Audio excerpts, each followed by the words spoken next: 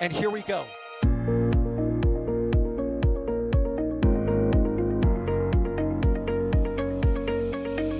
have liftoff. Propulsion continues to be nominal. RCPA chamber pressure looks good. Doubling up. Roger, Atlantis. Water towers fly! Yes! Tango down to nominal. Flight downside FD off. Bring in FD off. Off. It's orange! Oh my god! Oh my god! Decollage. Look at this! Put that in the big bag, Eagle. 343 unfolds to go. Indeed. We rise together, back to the moon and beyond. The methane will be igniting in the flare, correct? Yikes. You dead? We don't need any more of these.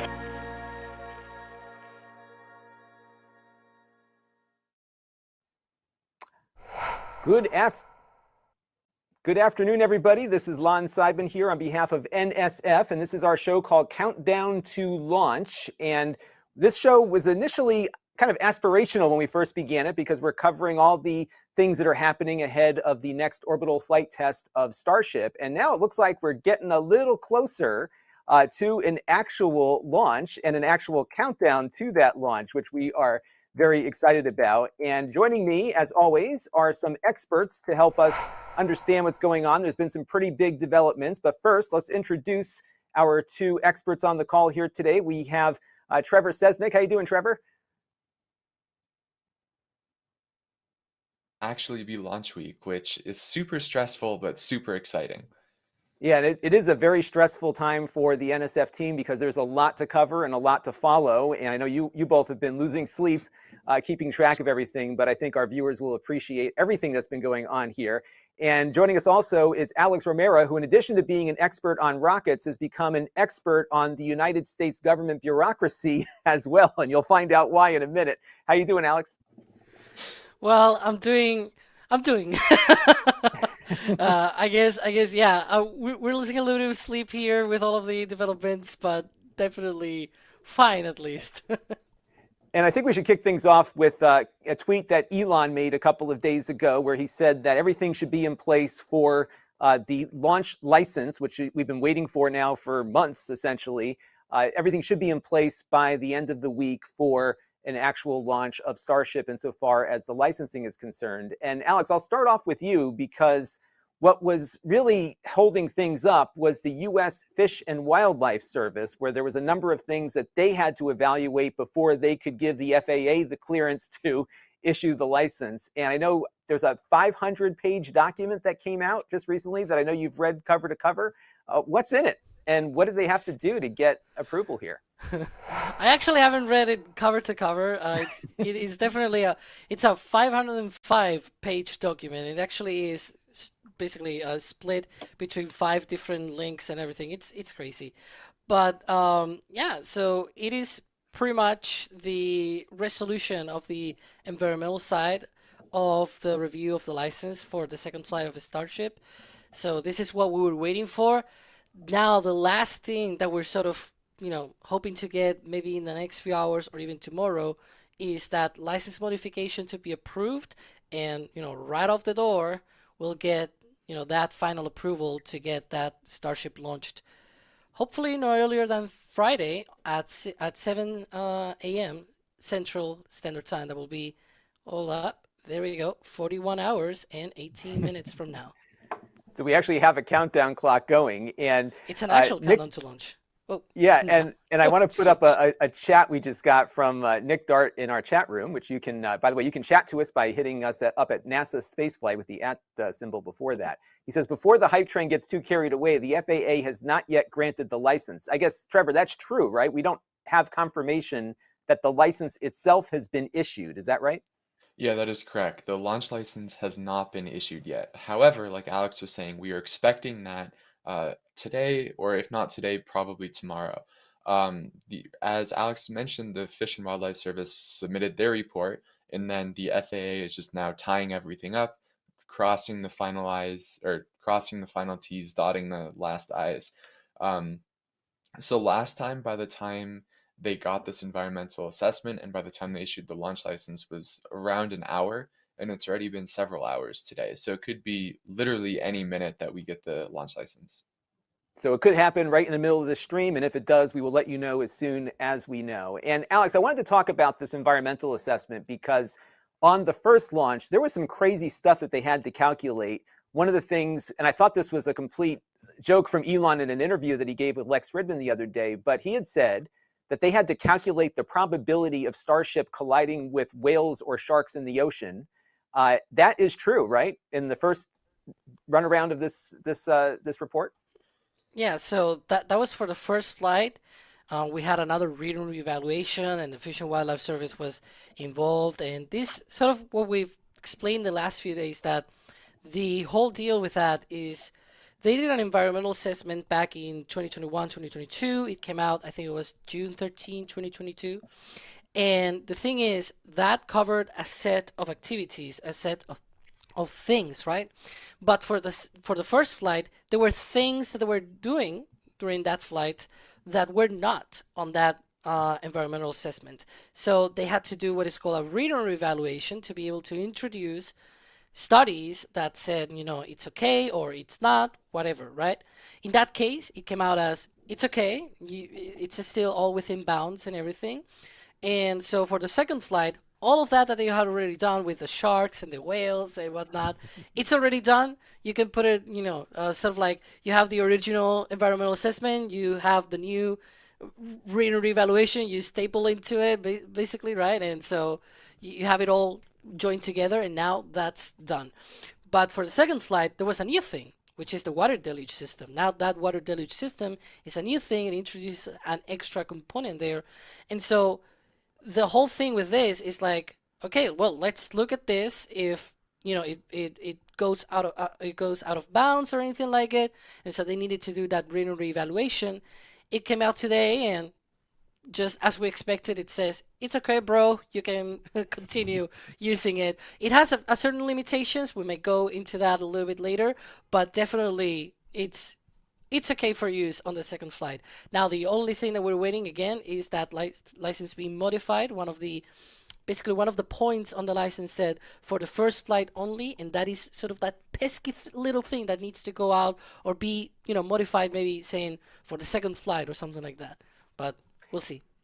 And in reading it, it seems to me, Alex, that they were concerned, what they had to study was the amount of potential desalinization of that much water getting into the environment when they turned it on for launch. And for those not familiar with this, one of the things they added to the launch complex there was this water deluge system that dampens the sound, but also helps with fire suppression. And how many gallons, Alex, are we talking about here? It's crazy how much water comes up out of that deluge system, right? Actually, it says it on the document. Maybe we can show it. Okay. The one that is from page 1 to 100. It is the very first document. We're gonna start showing the documents now. Buckle up, everybody.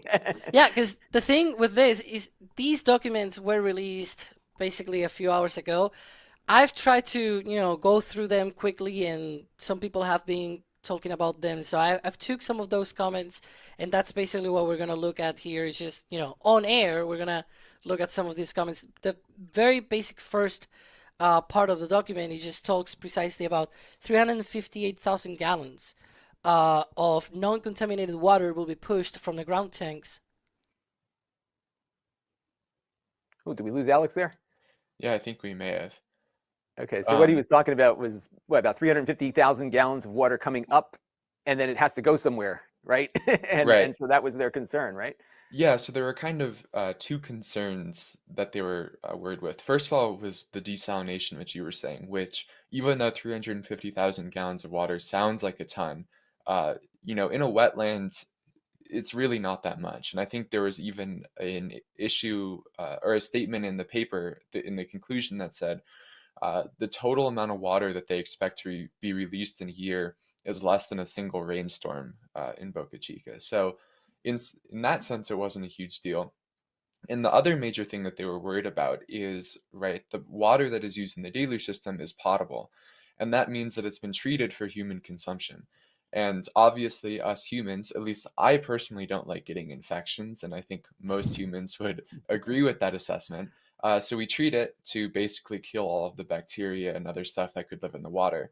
So I think there was some concern that as we release a bunch of that water into the environment, what damage could we be doing to the ecosystem? And it sounds like the Fish and Wildlife Service has determined it's not a big effect if there is an effect at all.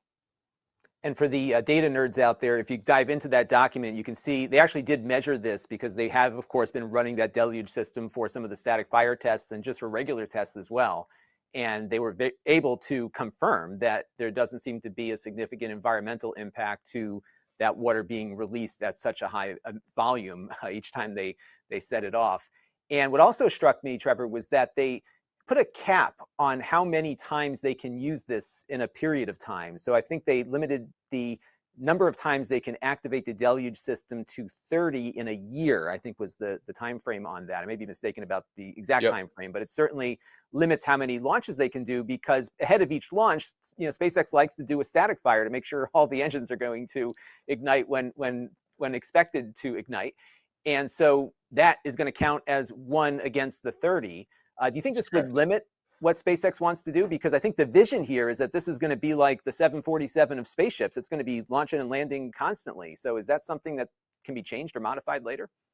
Yeah, so in fact, this already does seem to be a slight modification from the initial environmental assessment that we got. So the 30 launches, or 30 times they can use the deluge system in a year, roughly corresponds to 10 to 15 launches somewhere in there, given that they obviously need the deluge system for static fire and launch. So throw in a scrubbed launch attempt or an additional static fire or whatnot, and I feel like 3 per launch is a pretty safe guess. So that means they can launch on the order of 10 times per year. However, the initial environmental assessment only gave them clearance to do 5 orbital launches from Starbase every year. Oh, we have Alex back. Yay. Here he is. Here he is.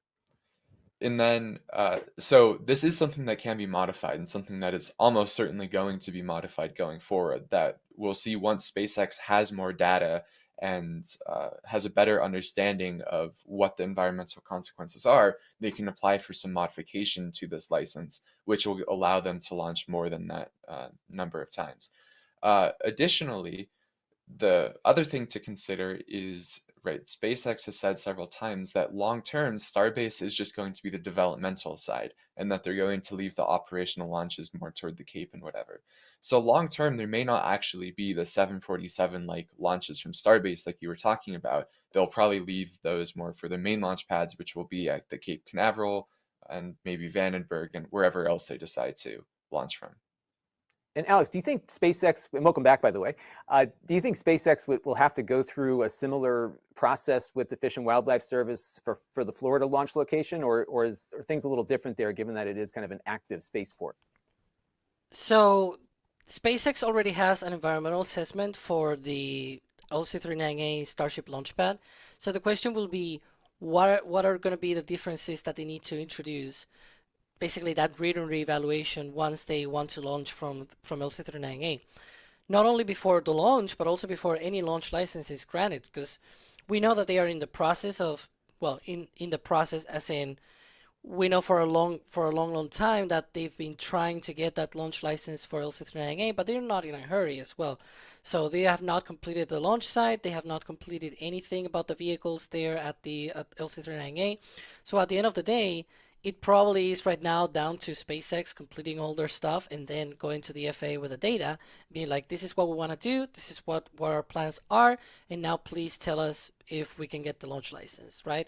So the whole deal comes down to whether they are basically doing such a huge change that they need a reevaluation. Any sort of change that basically strays off from that environmental assessment that they did, and for the record, that environmental assessment happened before the one at Starbase. That happened in 2019. The one at Starbase happened on 2022, 2021 and 2022. Basically, it was a process during those 2 years. So the one for 39A was finalized in September 2019. So since then, there's been many differences that will have to be accounted for. So we'll see what happens, but I definitely predict any sort of read and reevaluation.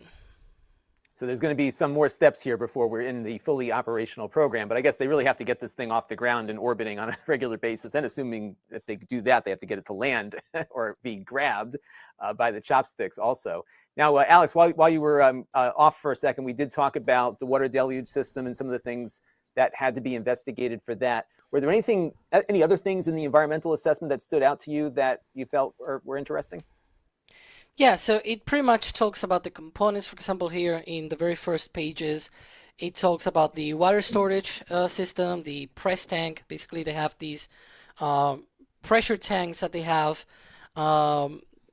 Basically, it says it's a storage tank pressurized with nitrogen gas at 3,000 pounds per square inch. I don't know the conversion of that to bars, but definitely could be translated into that if we could have someone in the back channels or something. But yeah, so then there's the pumping system and piping network, control system and valves, and the water containment. Basically, a small retention pond that, yeah, they say most of the water applied during deluge operations will be captured by containment structures within the vertical launch area. And it talks about the retention areas within the vertical launch area, which refers to the orbital launch site. Total capacity of 276,000 gallons, and there might be additional ponds constructed with a potential capacity of 30,000 gallons. So that is basically the part that is very interesting, because that is the key of people are converting that into the pressure in the chat. I'm seeing 206 bars, 200 bars, a lot of pressure basically. Right. But and Sawyer in our back channel has given us a whole bunch. He's got 300 psi, 20.6. Oh, he's got 206.8. So there you go. We got all the conversions going on. 3,000. Yeah. 206. All I know is what my car needs. So good on that front. And so it says at the end, these containment structures also collect storm water within the VLA, water captured by the containment structures and meeting water quality standards established by the Texas Commission on Environmental Quality will be used to refill the water storage tanks to minimize the amount of potable water needed to be trucked in. So basically right now, the water is taken from Brownsville. It is potable water, basically the one that one will drink and things like that. And then it goes out, and basically we did a whole video of how, the route that it takes from the Brownsville locations. It goes down the Highway 4 and arrives to the launch site. And so basically this water is not, taken out of the Gulf or anything. This is why they needed to do these sort of assessments, because you're not putting the issue with this is that you're not putting rainwater, because people were like, okay, but you're putting water that is equivalent to rain. And it truly says that the amount of water, it is pretty much what you would expect from a small rainfall, right? In fact, right now, if you go out there to Starbase right now, next to the orbital launch mount, there's puddles of water everywhere, because we had incredible rain in the last few days out there. A lot of rains that were truly bad for the status of right now. The basically all of the stuff around the launch site is completely flooded. I mean, not completely, but you know what I mean. Right. It's flooded. Right. It's a very wet. It's an area of wetlands, so you're going to have a lot of water coming from the sky and on the ground. Right. But here the problem but they're not using that water. They're bringing that water in from some other place, right? So it's not that water. It's not the water that is already there, but it's potable water, which has other kind of chemicals, because it's treated. It's something that it might have chlorine or things like that. It might have certain pollutants in it, and then you have to mix it, because then it goes out. It mixes with the exhaust of the engines. There's reactions and things like that. It's heated, so it's like, okay, what's gonna happen, right? So this is what it was all about. And at the end of the day, it's like, okay, well, it's not that big of a deal. But now it's on paperwork. Now it's 505 pages document. Like, my God, right? If anyone were to discuss, what's in there, right? Right. Exactly. If anyone were to be like, "Oh no, you didn't do your due diligence," whatever, and like Fish and Wildlife will be like, "What? What are you talking about?" They will be completely outraged because they did their due diligence here, and now if anyone was to complain, they have the documents to show it. So there it And I guess, is. Trevor, now that this is done, and we had the assessment that was done for the prior launch, we're on trying to get to launch 2 here, but presumably, if they don't change anything, launch 3 should be a lot easier from a regulatory standpoint. Do you think that's the case?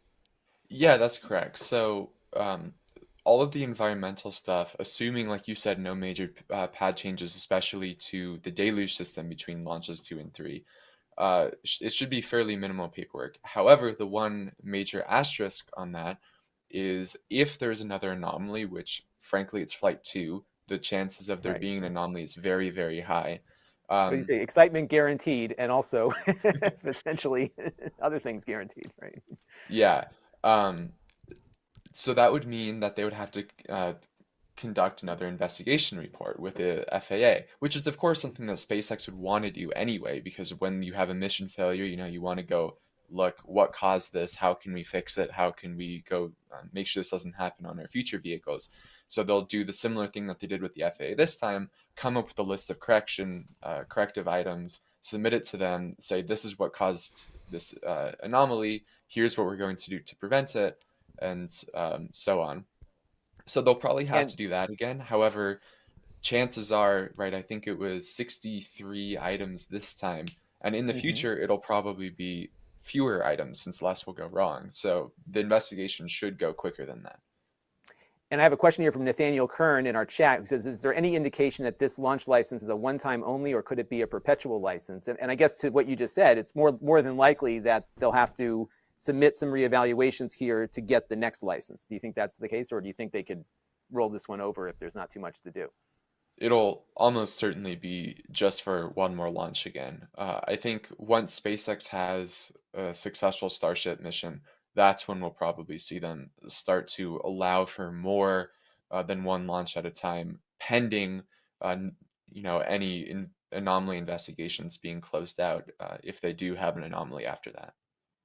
And I guess, Alex, this is probably hard for the FAA to wrap their heads around, because typically when we think about space vehicles, when they launch, there's usually some degree of certainty that they're going to get to where they're going to go. SpaceX's approach is, to simplify it, is just keep blowing it up until it gets to where you want it to go. Do you think that's been a challenge for the regulators who are, when you look at Artemis versus this, Artemis only flew once, but it flew perfectly on that first launch because they spent so much time making sure it would get to its destination. Here, it's quite the opposite. Do you think that's holding things up too? Well, surely there's a lot of things that moving pieces, basically, as you mentioned, with Artemis, with SLS, things are pretty much done on the first launch. They are completely like any major modifications take a much longer time. So they try to get these designs nailed down from the onset, and so it is obvious that these radical changes from one launch to the other, these changes at the end of the day, they need to be going through paperwork as usual and things like that. And so, of course, it could be part of the issue, and that's sort of the point that a lot of people are making, that, and SpaceX themselves are making, that it's not just that the regulations are bad, that you need to remove the regulation, right? It's more that the regulations, or the regulators, sort of, better said in that way, need to accommodate to the new age, where a lot of companies, it's not just SpaceX, you see a lot of other companies. I can cite, for example, AVL. It's a much smaller rocket. Their rocket is just basically a 1-ton to orbit rocket. It's much smaller, but they had a similar issue in which they had to basically redo the design of their orbital of the launch mount and things like that, the flame deflector that they had, and it took, like, they flew on January, and it is now on November when the FAA finished the mishap investigation, and now they need to introduce all of the recommendations and everything. So they are in the step that Starship was in September. So actually, Starship went even faster than a rocket that is 1 ton to orbit, right? It's Right, so like that's nice. That's something. Yeah. that is, and And with we more also saw recommendations that, and more failures. yeah, we also saw that, right? The last New Shepard flight ended with an anomaly, and that Hmm. investigation, which is for a suborbital vehicle, took significantly longer than the FAA and SpaceX did for Starship Flight 1. So And they're that they're moving a is, little quicker there. Yeah. Yeah, yeah, I'll go. um, I was gonna say I'll add on to what Alex was saying to kind of answer the question, and that the way that a lot of these investigations work is they look at what is the chance that someone could be injured from this launch event, and it needs to be below some threshold. I can't remember if it's 1 in 10,000 or 1 in 100,000, something like that. So in some senses, the FAA doesn't care about the approach that the launch provider is taking, whether they take the SLS approach of let's get everything down perfectly, or the SpaceX approach of let's mess around and find out. For them, they just say we need to be confident that there's going to be no harm done to the public, and it's up to the launch provider to meet those requirements they've set out. That said, I believe it was around Demo 2, NASA released a statement talking about what it's been like for them to work with this, completely different um, way of, building and build, test, fail that SpaceX Mhm. does. And they said that they've learned some very good lessons. And of course, one of those was Dragon had an anomaly about a year before Demo 2, where the entire vehicle blew up on the launch pad Mm. during some testing. And normally for NASA, that would be a horrible look. But for SpaceX, that was like, we didn't expect this, but we learned a lot and we implemented from it. Right. So I'm sure if NASA was able to learn a ton from SpaceX, I'm sure similar lessons have been learned by the FAA. Right. So they're kind of changing the regulatory environment as they roll forward. Now, Alex, you got some more in this document you wanted to show us, right? Yeah, indeed. So I'm actually looking through it as we go through. So just to get prepared, you can see there a map of the sort of how is the situation at the launch site, and so it talks about the multiple retention basins that they have there. And so the big blue one that you can see sort of near the red circle, that's the main the main one for the water. That is the one that is used for the water. Now, the one that is orange, it is used, when they chill down the booster engines, and they basically have to collect the oxygen.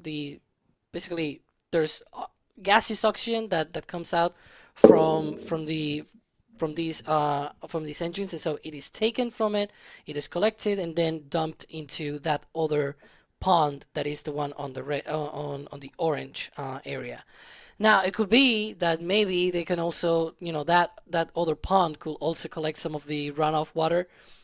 It could be. It will probably turn into ice because it's cold gaseous oxygen, but also probably partly liquid at that point. And then there's a smaller one, the little one that is yellow there. They call it retention basin C. Holds about 11,000 gallons. It's still a lot, but it's not like it's tiny compared to the other two. And it looks like it is pretty much next to the orbital tank farm. So that's interesting because I didn't expect that place to be called a retention basin or anything like it, but it's interesting. And it So also yeah, shows you just, by the way, how go. many multiple disciplines there are in space, right? You think of working at SpaceX as you need to be a rocket engineer, but you need to be a civil engineer. You need to be an environmental engineer. There's all these different career paths that I think if people are interested and want to work in space, Are there's a we lot of ways to get there, right? are we having Kevin Art here? Because he's writing on the document, but yeah, that's Kevin. He's signing it off. He's kind of his name on there. We have sign off from Kevin. There we go. Right. Yep. The We have document is Kevin's legit. approval for launch. Kevin signed it off. By the way, Kevin Michael Reed is our producer in the background, helping us produce today's show, and he's doing a great job. So keeping it fun. Go ahead. So what are we looking at here, Alex? Yeah, so this is basically the summary of the operations of this system, and so it talks about The deluge system will be activated during each ignition event on the orbital launch pad, including engine ignition tests and vehicle launches. Basically, when they do a static fire test or a launch, then they activate that. That's easy and everything. Each launch is associated with an estimated 2 static fire engine tests, probably like a main one and then a backup just in case they need extra data. We had that on the on this booster because the first one had an abort in basically as they were doing the ignition. They had multiple engines shutting down early, and so they went out. They tried to fix the issue, and then they went back to the orbital launch mount and fired the engines. This time for a full duration. There were still two engines that shut down early, but that basically met the test commit criteria, I will say. Probably not the technical term, but I will make that up as we go. But definitely you can see that it's just laying out what this system is all about. Talking about there's a planned, and there's a second orbital launch mount that is planned, but it obviously says this design is not yet final. The construction of the additional orbital launch mount will not affect planned operational cadence. So basically, these orbital launch mount, since it's still way down the line, they're not really accounting for this. No deluge system is planned for the existing orbital launch mount. We knew that. I guess we will already have seen a lot of work on that location, and the deluge system may operate up to 30 times per year. So that is what SpaceX says. People are saying, well, this is what the Fish and Wildlife Service are saying that they are good for. This is basically what SpaceX told the Fish and Wildlife Service, and they were like, okay, well, we have up to 10 launches per year, right?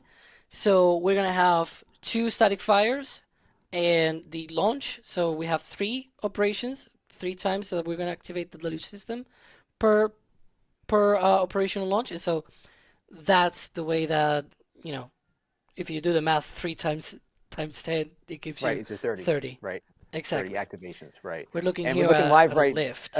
Yeah, it looks like the cherry picker's out again. I can't believe how high that thing goes. And are they doing tile inspection? What are they doing there? Maybe Trevor can. Yeah, so I think, I guess this is a good time we can kind of go into, now that the regulatory side is mostly complete pending the final launch license being dropped, hopefully later today or tomorrow, what else is left to do? And part of that, the main thing is going to be the final arming of the flight termination system ahead of launch.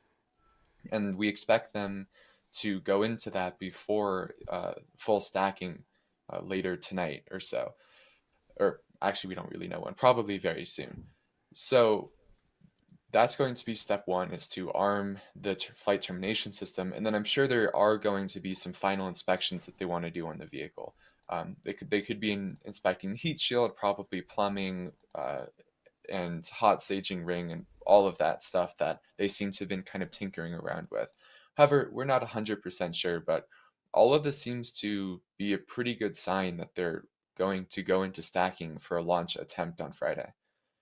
And Trevor, they've been stacking and destacking this thing now about half a dozen times, probably more than I think we've seen any Starship configuration. I could be wrong, but I think to me it seems like they've been doing quite a bit of stack, unstack, taking the hot staging ring off, putting it back on. And this is all being done at the pad. And you think about how with any other vehicle, Space Shuttle, Artemis, or the SLS, it's not as easy to do it on those systems as it is here. And I'm guessing that's part of the efficiency that they're trying to gain here. Yeah, absolutely. So the last stack, which what I guess was about a little under a week ago at this point, from liftoff of the Or lift from up. the ground, Right. yeah, to being set onto the booster and everything being aligned and everything, I believe was 46 minutes, which was significantly shorter than some of the previous stacks, which have been almost double that at closer to an hour and a half. So SpaceX is very clearly starting to learn the ins and out of the system. They know when they need to pause, how to align, all of that stuff. So yeah, it's been awesome to see. If you want to do a rapid reusable rocket, right, 45 minutes from to restack it to get it to go up again is pretty good. So that's been something I've been really Yeah. kind of interested in, because you look at this as like, oh my gosh, they're destacking again, but it in shuttle days that was a big deal. You had to bring it back in and bring it back to the VAB and go through all this work. But here, it's just kind of another day at the office, so it's pretty cool. Hey, should we acknowledge some super chatters here? We've got a big queue, so let me say hello to some folks. I want to thank Gary Molesky for a $25 super chat. Thank you very much for your support of our efforts here.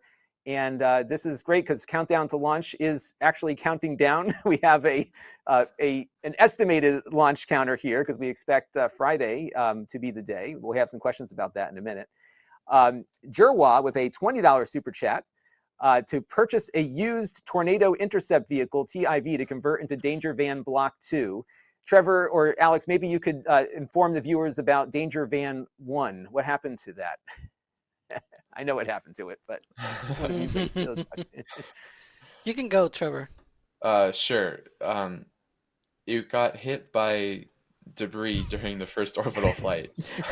We had parked it near at one of the locations, obviously with no one in it, knowing full well that there was a decent chance that it was going to get hit by debris. And sure enough, a very, very large piece of concrete hit it. So hopefully we don't have any repeats of this launch.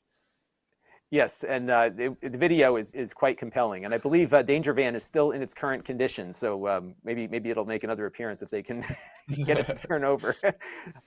Joe has a $5 tip from our NASA Spaceflight store at shop.nasaspaceflight.com. I believe is where you can get the tip button. I believe I may be mistaken, but we made his day. So thank you very much for that, and we appreciate your support.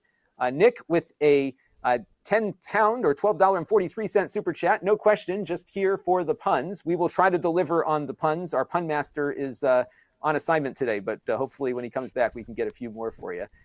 Musical Wolves, a frequent chatter here, sending bacon to the FAA to publish the license a little bit quicker. Any little bit helps. I'm sure SpaceX would appreciate any gift of bacon, although you don't want to bribe the US government. Probably not a good idea. Even bacon, I think, would be considered that. We have a flawed perspective here. Reading glasses fund for Alex to read the FWS report cover to cover. I just got glasses. I don't have them on right now, but they do help. So we'd be happy to supply those to you if you need it. But that would mean that I you'd already have to have come back glasses. with it. Oh, do you? Okay, so there you go. He's got them I already already. have glasses. So maybe we'll get them for Trevor. Yeah. Oh yeah, look at that. They're a bit dirty because I have them here only for. Oh, you have contacts. All right. Yeah. So we all have adjusted vision. So I'm that's already great. blind. All right, and we've got a bunch of gifted memberships here, so I'll put these up as we're talking. But a bunch of Red Team memberships getting gifted out to fellow viewers of the channel here, so we're in good shape there. Thank you very much for that. LM Mayo, this is a good question, who has a 32-month PadRat member milestone. Are we still thinking Friday? Because we don't have a license yet. We can't launch without it. Trevor, is there going to be any kind of issue here? Fight. Actually, we're going to have the two of you fight over this one. So go ahead. I mean, all indications so far point to at least a launch attempt on Friday. I think whether when they go into a launch attempt, if it actually launches on the first try is kind of a coin flip. It seems pretty 50-50 to me. But right now, we see them preparing for final stacking operations. We obviously are expecting the launch license to be dropped either today or tomorrow. Elon said that everything should be ready as of the end of last week. It seems like the weather, which we'll get into here in a little bit, is looking pretty good for Friday. So as of right now, I would say it seems very likely that there will be a launch attempt on Friday. And we have a question from Gus F., who's celebrating a 28-month Capcom member milestone. Alex, there's a time frame for launch here in addition to the date. But first of all, why don't you respond to Trevor? Do you think Friday's the day? And if so, what's the timeline for it in minutes? Well, I think we might get the launch license by Friday. The launch window is a 2-hour launch window that opens at 7 a.m. Central Standard Time. And you can see on the top left corner of the screen, well, sort of, because it's bit almost to the center. You can see a clock at the top of the screen, right? That clock is counting down to 7 a.m. Central. That is the opening of the window for Starship. We're not sure if they're going to be targeting the opening of the window, or maybe, maybe in the middle.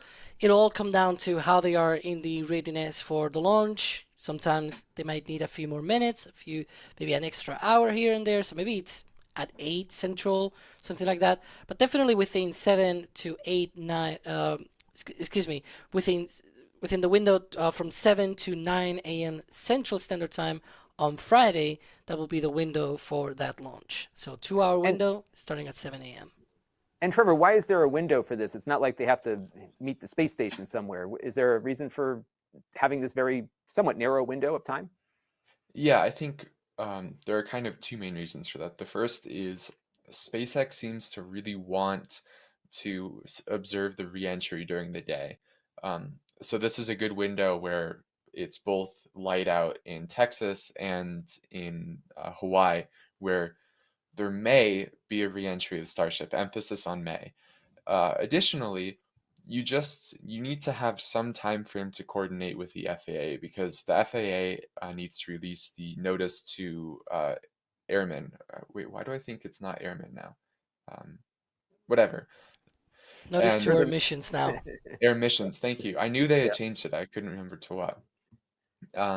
And those need to be for a specified amount of time, because you don't want to have this, flight closure TFR over the area all day. And same thing for the notice to mariners.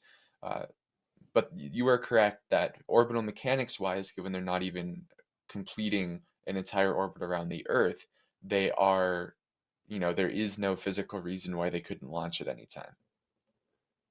And I think that reasoning, and the lift is driving away, so it looks like we're having a little bit of activity down there. Maybe they're getting ready for a stacking operation. We'll have to keep an eye on things there. And I guess they're not stacking so long as there's people around. Is that right, Alex? You don't want to lift that thing up when you got people underneath. One of the things that they are waiting for right now, you can see there's a crane. Well, now we changed the view, but there's like a small yellow crane. We actually call it the vive crane, because when it moves, it does something like this. So it's like it's vibing or something. And then there's also a lift. It's an orange lift. So the orange lift and the crane both are gonna be working right now to remove one of the. It's like a protection plate that they put on the connector, on the quick disconnect port of the ship, that basically is used to protect it while also being used to pressurize the vehicle. So it's normally called the press plate, because it's sort of a short version of all of that explanation. Press plate is the plate that covers the quick disconnect port of the vehicle, and at the same time it allows them to be able to plug in all of the pressurization systems. So now they need to remove that. Once they remove that, they can lift the vehicle, because obviously you wouldn't want that plate to be there once the vehicle is on top of the booster, and you need to connect the quick disconnect umbilical, because otherwise the plate is going to be in the middle, in between, right? And so it's also very heavy, so you need a crane to lift it. That's why the little yellow crane is there. You cannot take a few guys, and take it off, because the other option will be like, okay, well, if you need to remove it, why not remove it when it's on top of the booster, right? It could be done. The problem is it's too heavy, so they need to use the crane to lift it. Otherwise, it will be very easy to just get a guy and remove it once it's on top of the booster. Right. And looking at this shot here, you see the tiles on the underside of Starship, and clearly those tiles are there so that Starship can survive re-entry. And we talked a little bit about the fact that if everything is successful, the Starship will re-enter the atmosphere somewhere near Hawaii and end up in the Pacific Ocean. And in order to know whether or not that heat shield works, you have to measure it. And we have a question here from Doug Ramsey, a $50 super chat. So thank you very much, Doug, for your support of our efforts here. And he wants to know, are there sensors inside the payload bay or somewhere around those heat shields to detect where the prospective failure might occur, if one? Because I'm sure they want to know if that heat shield works. That's part of this mission, Trevor. Is that the case? Yeah, absolutely. I remember it was in one of the Starbase tours that Tim Dodd did with Elon, where Tim asked the question of will there be cameras or something like that to observe any failures in heat shields? And he said there won't be any cameras. However, they will have sensors where they'll be able to detect where and when and how the heat shield failed. I'm not sure what type of sensors those are. I imagine it's, some thermal imaging stuff and other ways to determine temperature of the skin under, but that's a pure guess. But they're definitely observing the heat shield during reentry. And you certainly don't want to go through all the effort that they made here to not study that part of the vehicle, which is a very critical part of it. So I'm sure they will have some kind of measurement, and I'm sure we will hear about it as the mission progresses here. Apocalypse There's Cow, I also- want to thank you. Go ahead. Oh, I was going to make my only comment is that I also see a lot of people talking about, well, but what if the vehicle makes it through reentry and splashes down? Why are not they recovering the ship, right? Because it's like what they're doing is it's not even going to attempt any landing on burn or anything like it. It's just going to be splashing down hard at terminal velocity on the ocean if it even goes through reentry. And I'm like, well, the reason why they're not recovering and inspecting the heat shield tiles and everything, it's because if it survives reentry, well, it survived, right? It's like Right. kind of defeats the the whole purpose. point. Right. You could, in theory, in the future, recover it and see for refurbishment and things like that for refurbishment purposes. But for just figuring out if it works or not, if it gets to that point, it already worked. Right. And they have probably now 15 other Starships almost ready to go at this point. They just keep cranking them out. So if anything, they have to get this thing off the ground and off the lot because they're running out of room, I would imagine, right? They keep making new Starships. I want to thank Apocalypse Cow for 10 Red Team membership donations. Thank you very much for that. One of the best things about our community is that if you hang out in the chat room long enough, somebody may actually gift you a membership, which gets you all sorts of cool stuff here on the channel. Noah has a question here, a store message, and we'll talk about the store in a second because there's some cool stuff in the store. Noah is wondering, assuming Starship survives re-entry, big assumption, why do you think they are not attempting the flip and burn, right? Because that was something that we saw Starship do in some of those early atmospheric tests where it would come down on its belly and then flip. So why are we not flipping? Yeah, I guess I got ahead of that question before. Yeah, I was going to say, just like Alex was saying, they've already gotten the data. They've already landed Ship 15. Was it SN15? Yeah, I think it was SN15. Boy, that feels so long ago. And so they know that once they're, in that belly flop position, they're able to do the kick and burn and land. So on this flight, they just want to know, can we get through reentry? And if they get to that point, then that's a ridiculously huge win for the mission to begin with. There's no reason to try the final part of the burn. Right, there you go. So they know it works. So I don't know if Kevin is ready or not, but I thought maybe this might be a good time to talk about the NSF store at shop.nasaspaceflight.com. And we have some new items available. So we have that mission patch we've been talking about, right? The high definition embroidered patch for this Orbital Test Flight 2 that you can get in the store. But we also have some knitted items available there as well. And these are going to be available kind of on a limited basis because all of us at NSF have to knit them with our knitting needles. But we will have those available. There in the shot now is the high definition embroidery of the patch. And one of the cool things, there's the knitted items too, some really cool space stuff for the winter. I have winter coming. It's getting cold out where I live, so this is great stuff. Look at that sweater. You can own the ugly sweater because that's not even that ugly for an ugly sweater. I think it looks pretty nice. You got some dragons on there, it looks like, with some parachutes, all of them working. Knitted sweaters.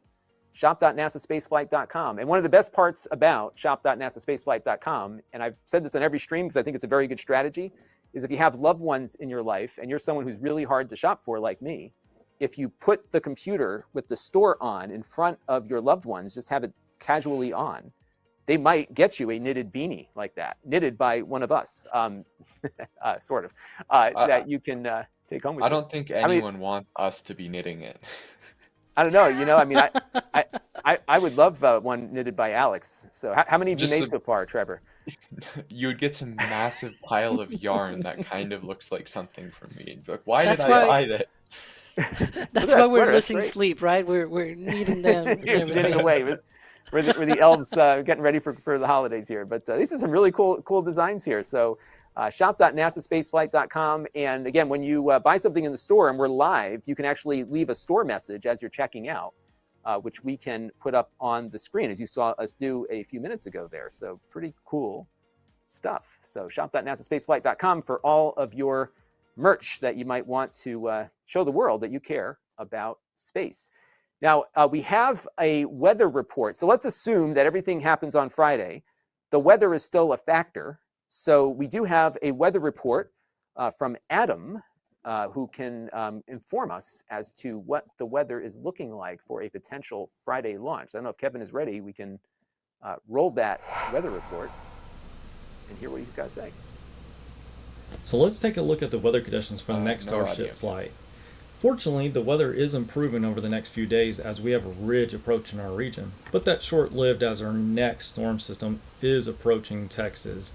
Let's take a deep dive down into South Texas on Friday and see what the conditions look like. So as we look here, we're looking at the wind profile aloft. So from the surface down at the bottom all the way up into the atmosphere. One thing that SpaceX noted last time was they looked at directional shear. Directional shear would be this wind right here, which is change in direction with height. So think of the Starship going up and the wind hitting at different levels as it's going up. That's something they pay attention very closely to, but this is weak. So this is within their threshold. Yes, the winds do increase with height, but that's a tailwind as Starship goes towards the Gulf of Mexico. Now for us viewing, everybody wants to know what the weather is going to be like. Is it going to be cloudy, sunny? Well, this computer model right here shows a 57-degree dew point with a 63-degree temperature. That means right there at the surface that the temperature dew point spreads just enough that we should have clear conditions all the way up. Now, another model makes it look just like flight number 1. Flight number 1, we had a little bit of ground level fog, some low level clouds. This model suggesting that could be possible, that we could have a little bit of that fog that slowly burns off as the daylight comes up, because once you warm up that surface temperature, it'll allow that fog to burn off, or even the low level clouds that typically come in from the sea breeze to burn off. That is possible, but we'll look with time and see if this changes as models progress, because right now it's a 50-50 split. We'll probably end up having maybe a little bit of a couple patchy clouds, but last time it burned off just in time. Hopefully it'll do the same on this next one. We'll keep you updated. All right, so the weather is looking like at this point it might be doable for Friday morning, so we will keep an eye on that. And of course, if you want to know if it's launching, you come here to NSF and we'll be covering it live as it happens, and we'll have a lot of lead up to that as well. So we'll have a big tired crew here after the week is over with. So in case you're just joining us, we've been this is the Countdown to Launch show, and what we do on this show is basically count down to the launch of the Orbital Test Flight 2 for Starship. And the big news of the week has been that the environmental document, all 500 pages of it, are complete and things are moving forward. We're just waiting for that launch license to get issued at this point. And Alex has been poring over this document with his glasses on, and he's been kind of giving us some analysis as we've been going here. So we have another page of the document, Alex, that you thought stood out. So let's take a look at that. Yeah, so it is pretty much the same portion that we were talking about here. Right after that, because we were sort of looking at other stuff from Ship 25 and everything as they prepared that lift. But one thing that really stood out for me is basically the amount of water that that SpaceX will use, depending on the amount of, basically on whether they do a static fire test or a launch. And so it says it is estimated that approximately 72,000 gallons of water will be used for each static fire and approximately 132,000 gallons of water for each launch event. So it seems like they use more water for the launch, perhaps because they expect maybe the water deluge system to run for longer after liftoff or something. I don't really know, to be honest. But for the purposes of the analysis, it is assumed that 358,000 gallons, the maximum volume of water available in the tanks, could be used. So they basically said, okay, imagine for some reason that we just run the whole tank farm for the water deluge system dry, right? We use up all of the water. What could happen? And so that is pretty much what they use for this. It also talks about the 3,000 gallons of the detonation suppression water. That is the FireX system. That is the one that I liken it to the ROFIS on the space shuttle. The space shuttle had these sort of sort of fireworks kind of thing at the bottom with the sparks and everything before engine ignition, that what did, it was burning off hydrogen in the air before engine ignition, so that there will be no explosions or anything. The Firex system does the same, but instead of fire, it basically throws a lot of water and a lot of nitrogen, and those disperse and move away from the environment, that methane, residual methane in the air, as well as oxygen. So that basically neutralizes and avoids the potential for any explosion or any fiery situation there. So that uses about 3,000 gallons apparently. It talks about the peak flow rate between 100,000 gallons per minute and 260,000 gallons per minute. I think that's already approaching the rates of, deluge systems that we see on other rockets like SLS or Space Shuttle. I don't really have the numbers for those though, so if anyone has it in the back channels or anything, feel free to put those, but they look like a lot, to be honest. The next thing that is interesting to me is on the next paragraph. I just did a quick Google, by the way, and apparently SLS's flow rate is 1.1 million gallons per minute. Ooh, well. Okay, I was off by 10 times. That's a drenching right there. Well, yeah, that's a lot. Okay, we'll wait. And it seems to me, Alex, as we're going through this, it seems to me that this seems like the kind of environmental review that you kind of need, right, before you let loose all of this water into the environment that came from some other place. And is this the total focus of this document, was just on that system? Yeah. So obviously, we're not gonna go through all the 505 pages of the document. Just to let that be clear. We got a lot of hours before Friday. We could get it done. Right? But this is sort of the key points. The key points are usually on the first few pages, and then the next ones are like a lot of words about, the birds around the sides and the nests and things like that. But these are sort of the key points where it explains what assumptions it has made. It is very important that it accounted for more water, and still it said, well, it's okay, right? Because it accounted for 358,000 gallons, and yet the water deluge system actually only uses about a third of that. 132,000 gallons of water for a launch event. So obviously, it is good that even accounting for triple that amount, it still is like, okay, it's good. So that's good. One of the things that is interesting for that last paragraph before they sort of, the next thing, they basically make a partition of the types of water that we can see in this event, where they have overland sheet flow, push out, wet vaporization, evaporation, condensation, etc., etc. But before that last paragraph before that event shows that based on model and collected data from the deluge test, most of the water prior to engine's startup and following engine ignition, engine shutdown will be collected in the retention areas or pushed out. And 92% of the water will be vaporized when the engines are on. So 92%, once the engines are on, only 8% of that water will remain as liquid. That is a lot of water that turns into vapor. And the vapor is actually, I think it kind of explains that later, that there's vapor and then condensation. So we actually made the video that we made about the deluge system actually went a bit into this, that when you look at from the top down, and you look at how it looks like on the, basically how all the vapors and everything, the vapor is technically transparent. So you actually only see, like, it's more like translucent because it has dust and things like that, but you can actually see through it.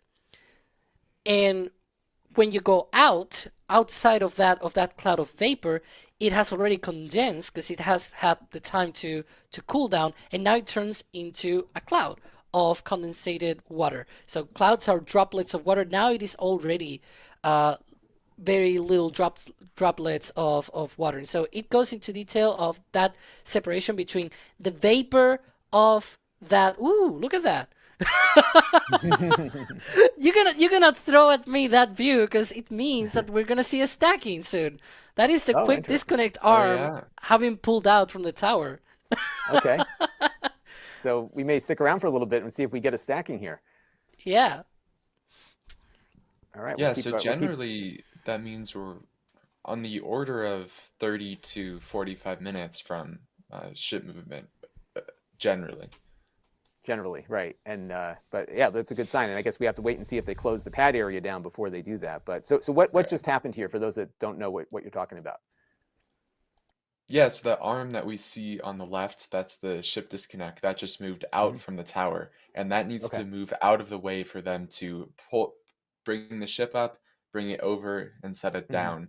And then later, that ship disconnect will come back in and attach to the ship. And once that happens, we are hopefully in launch stack, and the vehicle will not move again until it is under the power of its 33 Raptor engines. Well, hopefully 33. Yeah, right. Hopefully on Friday. All right, so we'll be keeping an eye on that as things are going here, and it looks like we're getting closer to the final stacking, at least for this Starship. And this Starship, once it launches, both parts of it we will not see again. But of course, the plan is for both parts to be reused in the future once they figure out how it all works, which is why it's important for more launches to happen on a more regular basis. And that's kind of the basis of the document that we've been reviewing today on the show that Alex has been going through, is to try to understand, in this case, kind of the ground system component and what impact on the environment it might have. Anything else that we got to cover on that, Alex? And then we got interrupted by our view of the disconnect there. Alex is like, I got 20 more hours of presentation. Yeah, right. Yeah. So let me ask you, while we're talking about the ground systems here, all of this was done because of what happened on the first launch, where our own danger van got destroyed by concrete, which and along with many other things, and there was concrete spewing all over the place. It was quite a scene, and I'm sure that was not the intended outcome on the first launch. So this water system that required all of this environmental review is designed to not only reduce some of the vibration, but also the concrete from flying up into the engines, which might have been a cause of the engines shutting down. This might be a fight question for the two of you, but are we anticipating now, with all this pad work that's been done, the steel plate, the water that's coming up from the bottom, 92% of it, which is going to get vaporized by the 33 engines, are all of these engines going to work this time? And will Danger Van survive a second visit? Fight. Go ahead. You want to start with Alex? Okay. Well, I'm not sure if it'll work or not, to be honest, but I have hopes. One of the hopes that I have is that even if, because one of the things that they did, not only they did install basically a huge deluge plate underneath of the orbital launch mount, but under that plate, there's also a whole new foundation. So basically what I'm trying to say here is that even if the plate itself fails, that new foundation may resist the firing of the Raptors, and so we might see a lot of molten steel if it were to fail, but it'll be much harder for those Raptors to be able to dig into the ground and being able to, create a crater as the first flight did. So even if the water deluge, because I frankly think that at this point, whatever fails is just a matter of tweaking, in the sense that maybe it needs more water, maybe it needs more pressure of that water, like more gallons per minute and things like that, right? It's pushed out much faster. But I think the whole deal is pretty much something that is meant to work. It is just a flame trench reshaped into a flat plate, and the trench in this case is like 6 holes across the orbital launch mount legs that these exhausts can escape through. I've talked about that many times, that I think the build a flame trench is not really the solution, because at the end of the day, you still have to deal with a flame diverter. It's a big metal piece, and then that big metal piece needs to be cooled down. So this is the same problem. It's just a different shape. So it must work. It should work. So your prediction is less damage. How about you, Trevor?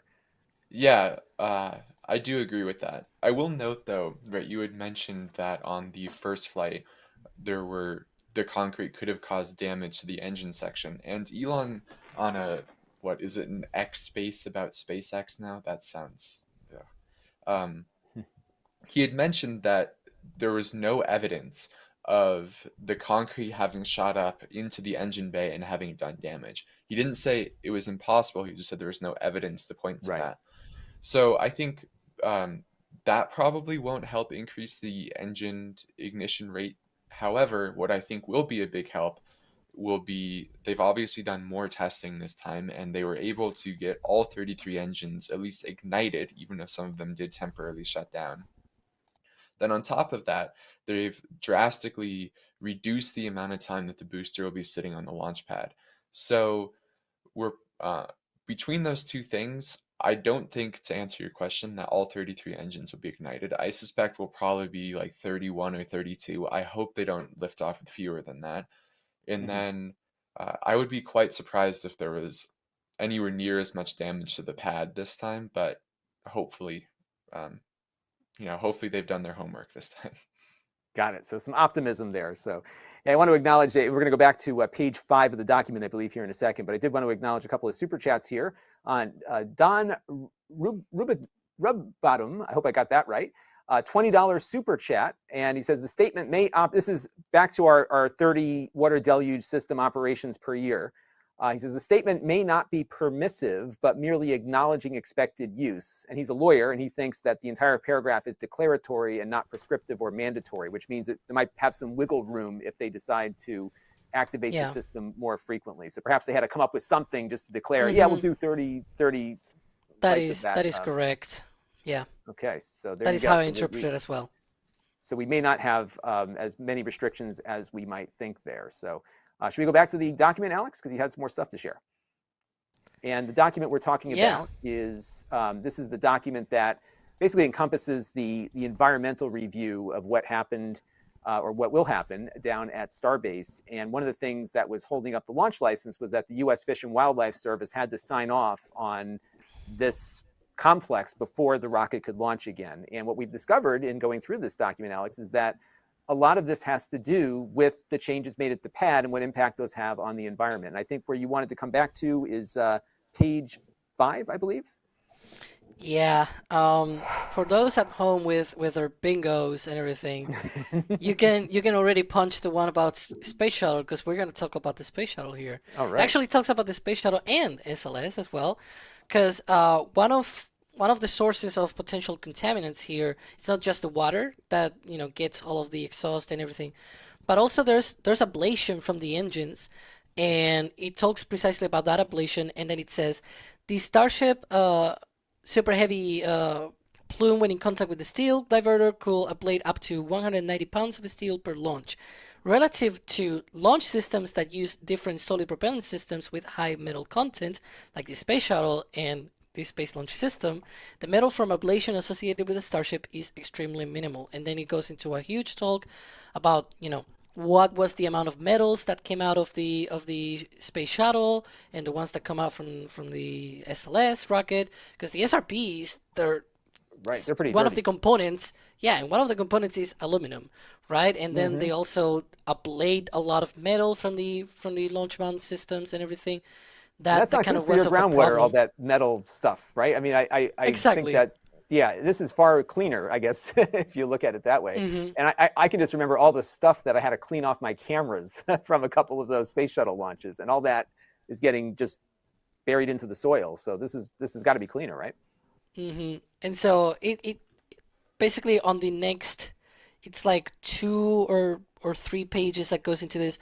But the next page, if we can go into that, I'm most interested on the penultimate paragraph. It's actually a big paragraph there, where it talks about the samples that they did. And so SpaceX sampled the deluge water used during the August 6th and August 25th, 2023 static fire testing events at the Boca Chica launch pad. So it talks about the potential traces of arsenic, barium fluoride, and nitrate that were present, and basically that it is pretty much the same as you will found on potable water. So it means that those probably came already from what came in that water that was put in the ground tanks. It also talks about potentially some residuals from the fabrication of the plate also being present on that water system. You can imagine that eventually over time those residuals are not going to be there because they're going to be pushed out. And so, residual rust in the water holding tanks as well, and associated piping, because obviously, some of those tanks, they are not at the utmost cleaning Right. qualities or anything like it, right? So stuff that's in the tank is going to come out. Right. Precisely. And so it goes into that, and then just at the end, it shows like an analytical result from water deluge sampling. And, for those that are geeks about that, I'm not a geek of chemistry. I'm more of a physics guy. So good luck to you all. But Right. basically, you have a huge table with all of the units and everything, detailing all of the potential chemicals that they found on the water.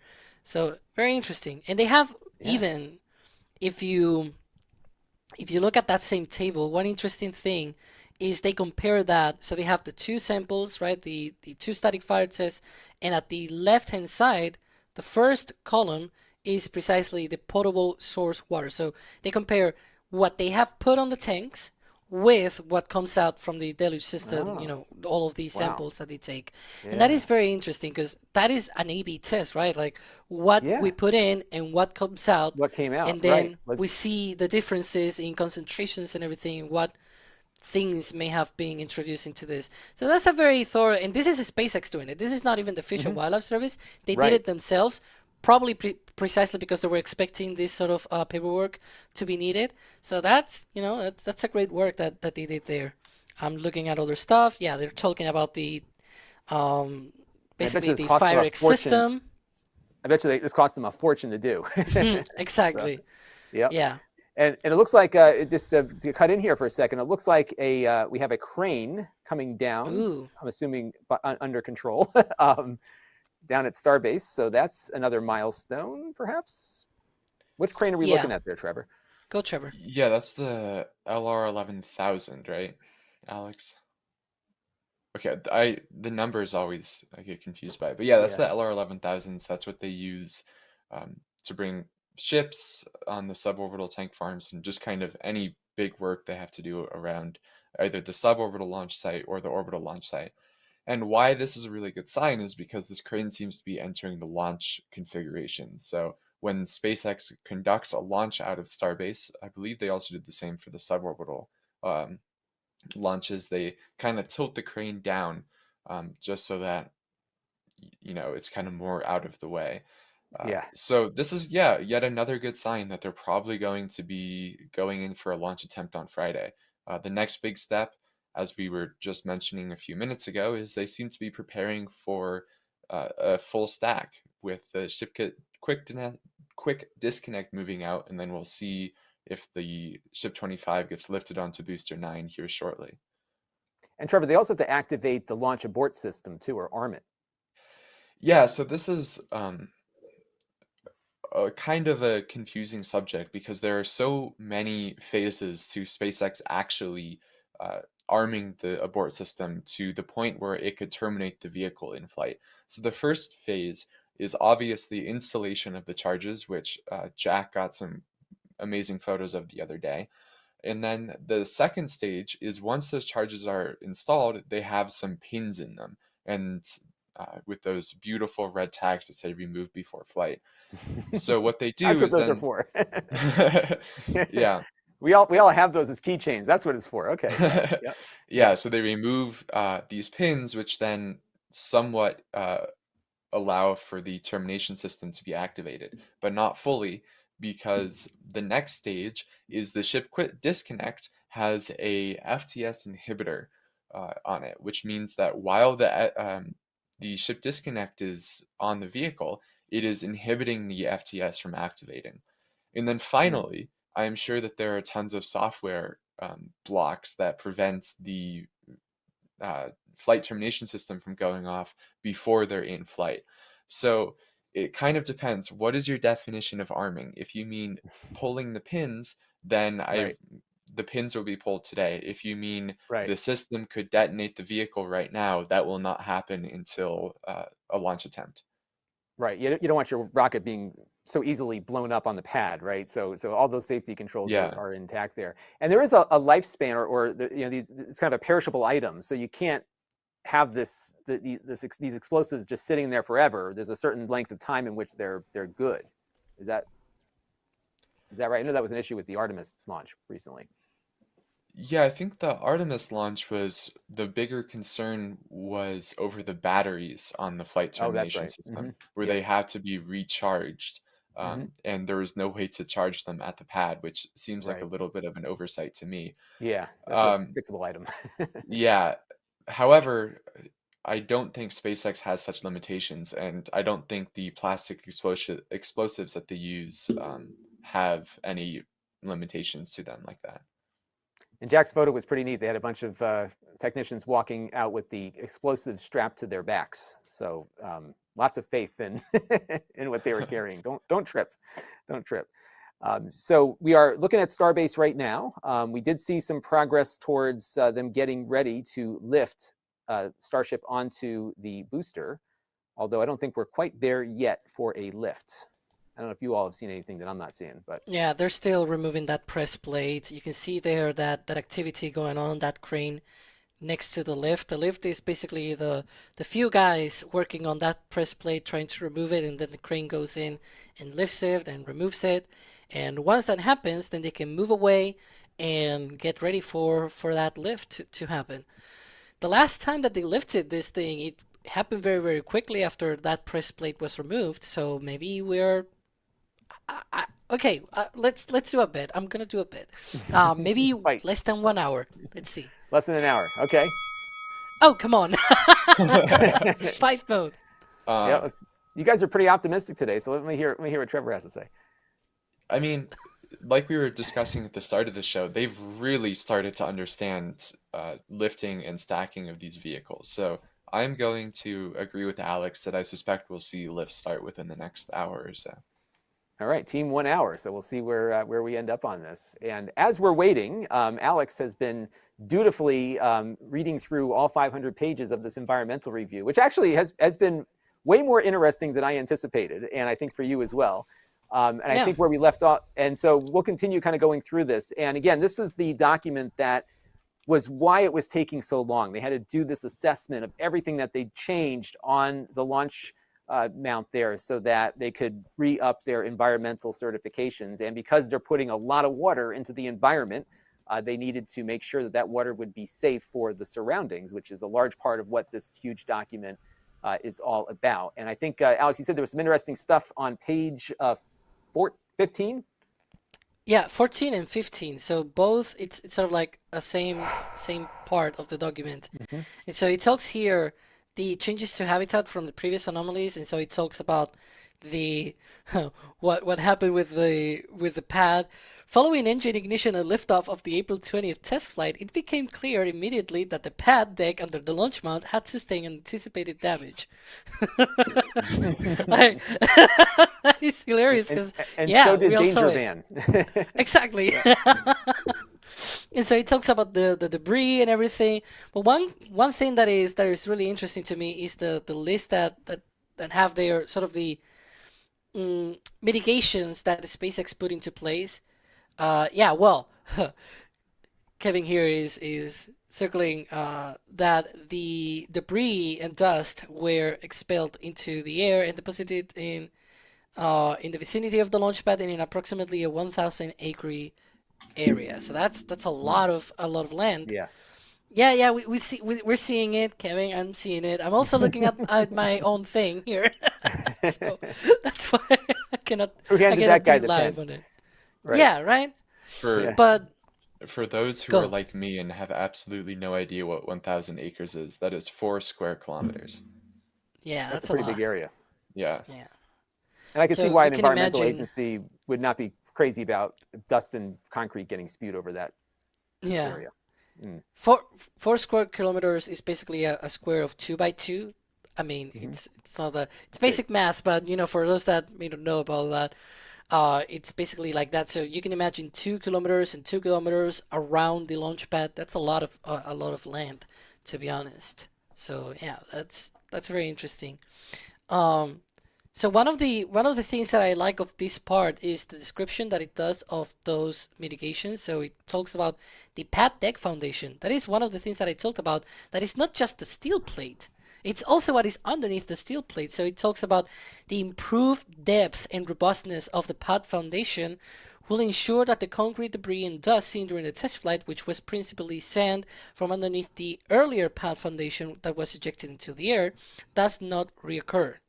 If the pad deck does not fail, there will not be debris or dust which previously resulted from the failure. So that foundation, that is a very strong foundation. It is nothing like the one that they had before. So it should ensure that there are no debris kicked up. And then the steel plate goes on top, and it's like, hey, I protect further this thing, right? I protect the concrete foundation, the pad deck foundation.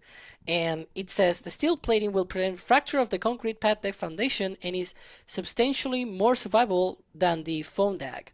That was basically the earlier sort of concrete layer that they had. Was a special refractive concrete that they had on top of the foundation systems, basically all of the big foundations that they had before, but it was not enough. So now they have reinforced that. And so I guess that static and the static fire that was conducted previously, in between the launches, after the deluge system and the steel plate were put in, that static fire was probably very important, not only for understanding whether or not the booster was going to work, but also whether or not these changes to the ground systems were impactful. Mm-hmm. Yeah, that's correct. And we actually had some visual indications then that the system seemed to be doing its job. Right, the dust cloud was significantly reduced, and it was more just significantly cleaner of a firing than Booster 7's static fire.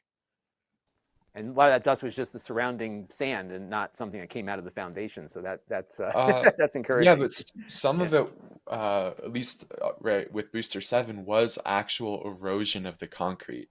Where and this is one of the subtleties that SpaceX mentioned during the first flight, is that they were expecting the concrete to erode.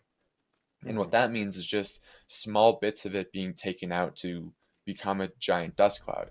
What they weren't expecting was for the concrete to actually break and for those giant chunks to be thrown everywhere.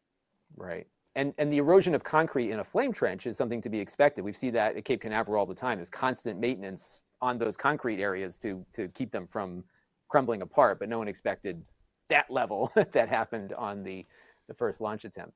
So yeah, I mean, 80 meganewtons of thrust or whatever Starship is very much thrust for concrete to handle. It's a ridiculous amount of force. Yeah, right. That is an understatement. And you think about it too, it's an escalation because they don't light all 33 at once. So you're holding the rocket down, you're launching them in segments, and that level of thrust just increases. So whatever pressure is already under, it gets even more as everything lights up before they let it go. So it's got to be pretty tremendous there. So what else we got in that document, Alex? Yeah, so just before we go into the document, I probably should mention the press plate has been removed from the vehicle. So we're going to be awaiting the lift. I've also told Kevin in the back channels that this is the last document because I've looked through the documents, the last page of this document in particular that is interesting. It goes later into, the piping plover, the birds and things like that. That is a thing. If you're an environmentalist and everything, props to you. Good job. Definitely looking forward to to reading that, but I'm not reading that today. There's another document that we might talk about later. Some people have already talked about that on the chat because I'm reading it, and has things about the hot staging ring and things like that. So we'll see. But this one, so basically the last part is how he explains that the water cooling is just as sort of like an added thing. So it says, while the primary mitigation for dust and debris is steel plates, SpaceX will implement a water cooling system as an additional measure. So it's something that is additional, and precisely what it says is that this system, as implemented in combination with the steel plates and improved foundation, will have a secondary but important benefit of further mitigating dust and heat while enhancing the reusability of the redesigned pad system. So this is what I talked about before, that you could have a flame trench, right? But you will still need something to divert the flames. And once you have something that is directly underneath of the flames, you need something to be able to basically, cool it down. And so it is very important to have a water system to make it be reusable. And so you don't need to be refurbishing it every now and then. Right. And perhaps that's this open design that they have might allow them to have more frequent launches without as much maintenance, but we'll find out when they finally let this thing off. And when we had the last static fire, Trevor, that wasn't a very long duration, was it? It was what, a couple seconds of every Yeah, I engine don't lit? remember the exact duration, but I want to say it was around 4 or 5 seconds. I'm hoping someone in the back channel remembers the exact duration. And on launch day, we're holding down for probably about that length of time, and then they release it, right? So it'll be a similar thing, although there's still going to be significantly more impact to the to the launch base there. And if I'm not mistaken, the static fire was not at full thrust. Yeah, so that's another huge difference between them. The static fires are conducted at 50% thrust, which is the absolute minimum that Raptor can fire at. And launch, for the first and second flights, it's thought that is closer to about 90% throttle. They're still reducing the throttle a little bit to just increase performance to increase the survivability of the engines. They don't want to be, running them at 100% throttle when they're still having anomalies at 90%. But yeah, to your point, the way that Starship right now lifts off is actually slightly bizarre because the launch clamps are released ahead of time, and it's just sitting there. And as soon as the thrust to weight ratio of the stack is greater than 1-to-1, the stack lifts off. And so it's not there's not what we have with shuttle where you have explosive bolts that let go. This actually just goes up on its own when it has enough thrust.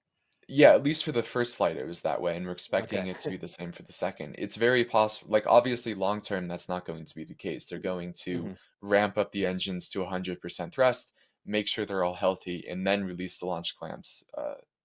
However, anyway, that all said, it's expected that time from engine ignition to liftoff is going to be on the order of 4 seconds on this flight, which is about half of what it was on the first flight. Interesting. Well, we'll see what happens, hopefully in a couple of days, and we're still waiting on confirmation of that launch license, which we expect at some point very, very soon. There's not much left to get approved to get the stamp on the license, so we're just going to kind of wait it out. So we're waiting out two things, and we don't know if they're going to happen while the stream is going, but obviously the first thing is the license, which is a big one, and also a big one is getting the Starship stacked into its final configuration so that it can launch potentially as early as Friday, and we'll see what goes on there. Here, I got a couple of questions from the chat we can take while we're waiting to see what happens down there at Starbase. And by the way, we've got live footage that you can see right there of ship waiting to be lifted. And we have breaking news: the license has dropped. So that's one less thing we have to wait for. I was actually looking through it. Yep. Oh, you do? Okay. Let's hear about it. Yeah. Alex, we'll put it up on screen as soon as we can. I'm opening it as we go. All right, and this means now that we'll have it up on screen in a second. So now that the license is issued, they can launch potentially on Friday, provided they get the rocket stacked and everything is in place. So all of the things that we've been waiting on are now done. The license that we've been speculating about when it might be issued is now issued. So the government is satisfied that SpaceX has met its obligations for the environment, for flight safety, and now the path is clear. So that is where it is at, and our countdown clock And the name of the show There it is. now has much more relevance. So we are indeed counting down to launch. There it is. And I can't read that small, but you can see what is issued there. Now, my screen is pretty tiny here, so I don't know if one of you can see it better. This is only for a single event. Is that right? Yeah, it says one issued November 15th, 2023, Rev 1 effective November 15th of this year. So yeah, it is so that effective is as of now. Yeah, that is basically what it is showing. It is the second. If we can go to the first page. Yeah, I'm seeing it, Kevin. Let's go first. First things first. If you see the digital signature, you can see that it was signed today at basically 2:55 and 41 seconds p.m. Eastern Standard Time. So that was about an hour ago, more or less. So it was signed about an hour ago. It is already out, and that is the date on that signature. The -05 is just basically the Eastern Standard Time time zone. And if I could read the bottom part of the authorization here, because this is important as to what they can do. So they have been authorized for pre-flight ground operations, which is using the Starship Super Heavy vehicle. That would be a good starting point. They are able to use that vehicle at the SpaceX Boca Chica Launch Complex in Boca Chica, Texas. Now for flights, using the Starship Super Heavy vehicle from Boca Chica Launch Complex to the Gulf of Mexico and Pacific Ocean locations specified in its application. Again, this is they call it an orbital flight test, but it's not going to conduct the full orbit. It's going to orbit enough to know that they could orbit longer if they wanted to, but it's going to get ditched in the ocean. For the Orbital Flight Test 2 mission only, unless this license is modified to remove this term. So to the question we had earlier of whether or not this is a perpetual license, it is applying only to Flight 2, although they could remove the term, it seems like, on item 4 there, provided nothing significant changes. And Alex, back to you for a second, because what really was holding this license up was this environmental review, and why it needed to be reviewed was because of changes at the pad, which have now been changed. Presumably, there's not going to be huge changes to come after this. Maybe there will be, but it's possible that we may not have as many waits between launches in the future here. Yeah. So one of the changes that we were looking for this launch license was either that fourth line there to be either removed completely, or they just modified to show the second test flight. We went ahead all the way to the last part, we just went to the last part like a teen trying to get to the last page of the book. But but that's how I read them. Yeah, but basically this is sort of the last part that we were sort of looking for. This is the paragraph, the line that we wanted them to change. This is the same license for all intents and purposes, but what it modifies is that instead of being for the first flight only, now it says for the Orbital Flight Test 2 mission only, unless the license is modified to remove this term. So, I guess it could also be modified to just say anything else, I guess. But definitely something interesting to take into account, that this license only pertains to the second launch of a Starship. We will need another modification of this license for the third flight, where it either, again, it removes that line, or it says for the Orbital Flight Test 3 mission only. So, that kind of stuff. A lot of people sort of think that these licenses are always per flight, but generally not. And if you look at the ones from Falcon 9 and Falcon Heavy and other vehicles, they don't have these kind of restrictions. It is very likely that these restrictions are probably sort of a measure or a testament of how this is a test flight program, where each flight is going to be a little bit different. They need a little bit of different paperwork, each one of them. But for example, for the hops, for the 10 kilometers and 12.5 kilometers flights that they did, they had just one single license, and the only thing that they needed was an approval for every single flight. And so you can make that similar to, you have a pilot's license, for example. So you in general can fly, right? But it depends, for example, on the vehicle that you fly on, and also you need approval from ATC for every single flight that you take off. And so the license sort of covers both you as the operator of the vehicle and the vehicle flying, that you can fly that vehicle, and then the ATC part will be sort of that approval per launch approval that you need. And so this is a vehicle operator's license. That is basically what it covers. And so in the future, perhaps that term will disappear completely and will not have a per launch kind of thing.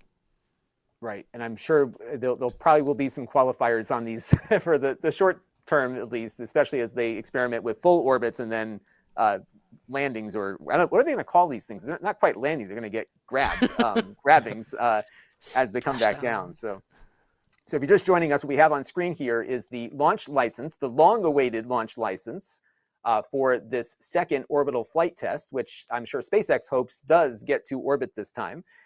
So this is now done. All the reviews, all the paperwork is in. Everybody's satisfied. And the next step is actually stacking the rocket for launch, which we are awaiting. We don't know when the stacking is going to take place, but certainly SpaceX is now pretty much in a countdown phase at this point, Trevor, right? This is it. Yeah, absolutely. So if we can go back to the live stream at the site right now, we've seen a few more preparations take place actually in the last few minutes. Another one of the cranes has gone down, and it looks like there's no longer lift up on the ship, which could be a good sign that stack is very imminent. So right now, it definitely seems like SpaceX is a go for a launch attempt on Friday. Right, we have the launch license now, so the final step is going to be pulling those FTS pins, which may have been done already. We're not 100% sure. And then stacking this ship 25 on top of booster 9.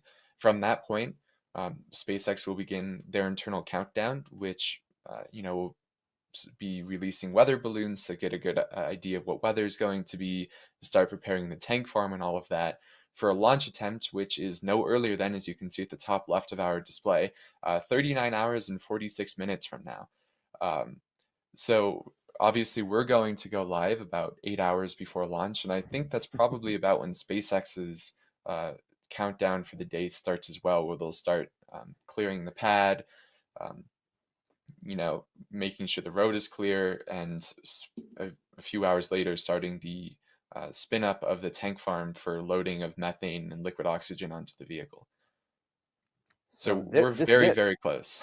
Right, finally. So, and it was funny because when we started this show, people were wondering, when's the countdown? Like, what are we launching today? And we've got to wait a little bit. But now it looks like all this stuff that was happening behind the scenes. And that's one of the things that I think frustrates a lot of us who follow this closely, is that a lot of this was between SpaceX and Fish and Wildlife, and between SpaceX and the FAA. And now that we have this report, it's become a lot more clear to me exactly what the holdup was, which was getting, again, all of this added feature set, if you will, to the launch complex approved by the environmental regulators to make sure that the additions did not harm the local environment. And hopefully, now that those changes are made, this may not be something that will be as slow of a process in the future, because I don't know if Trevor or Alex has any insight, but I am sure SpaceX has not stopped building boosters and Starships in all those buildings there. So how many are on the lot right now?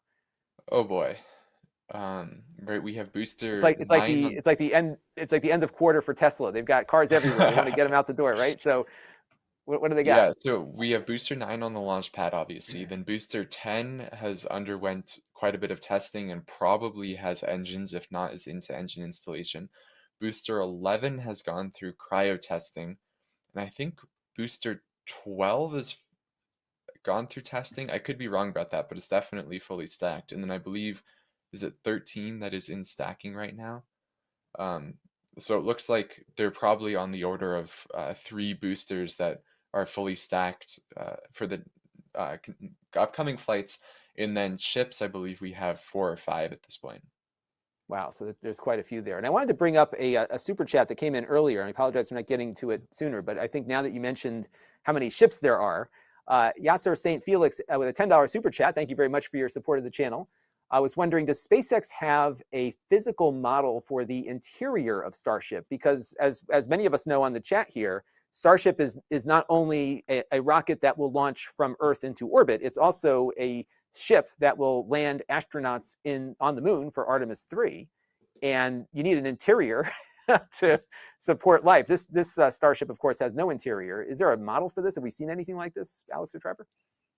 No, unfortunately, we have not seen anything for this. However, we know that it's being worked on and for HLS and whatnot. But at the end of the day, it's just not a priority right now for SpaceX, right? You need a vehicle that's able to get to orbit before you can start caring about one that can get to orbit with crew on board.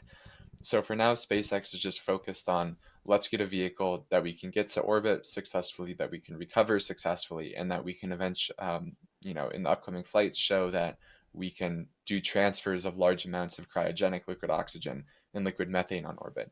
After that, I think is when SpaceX will really start caring about the crew design of Starship. And what we're waiting on now is the lifting, perhaps, of Starship onto the booster. So if you're just tuning in, the launch license, the long-awaited launch license from the U.S. government has been given to SpaceX. So they are go for launch. And you know what we are go for?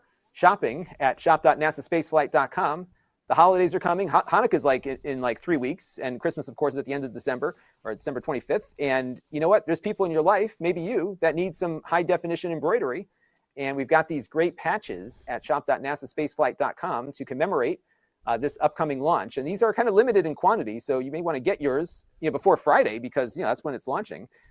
So we've got patches. We've got this awesome logo that is on other stuff as well. So, water bottles, all sorts of merch. We got 2024 calendars with all sorts of great photography from the NSF team all over the United States here, tracking rockets. Look at those great pictures. You got the Cybertruck. I mean, who wouldn't want a calendar with a Cybertruck on it? Towing a rocket You can get that engine. calendar for the next flight of a Starship for the third flight.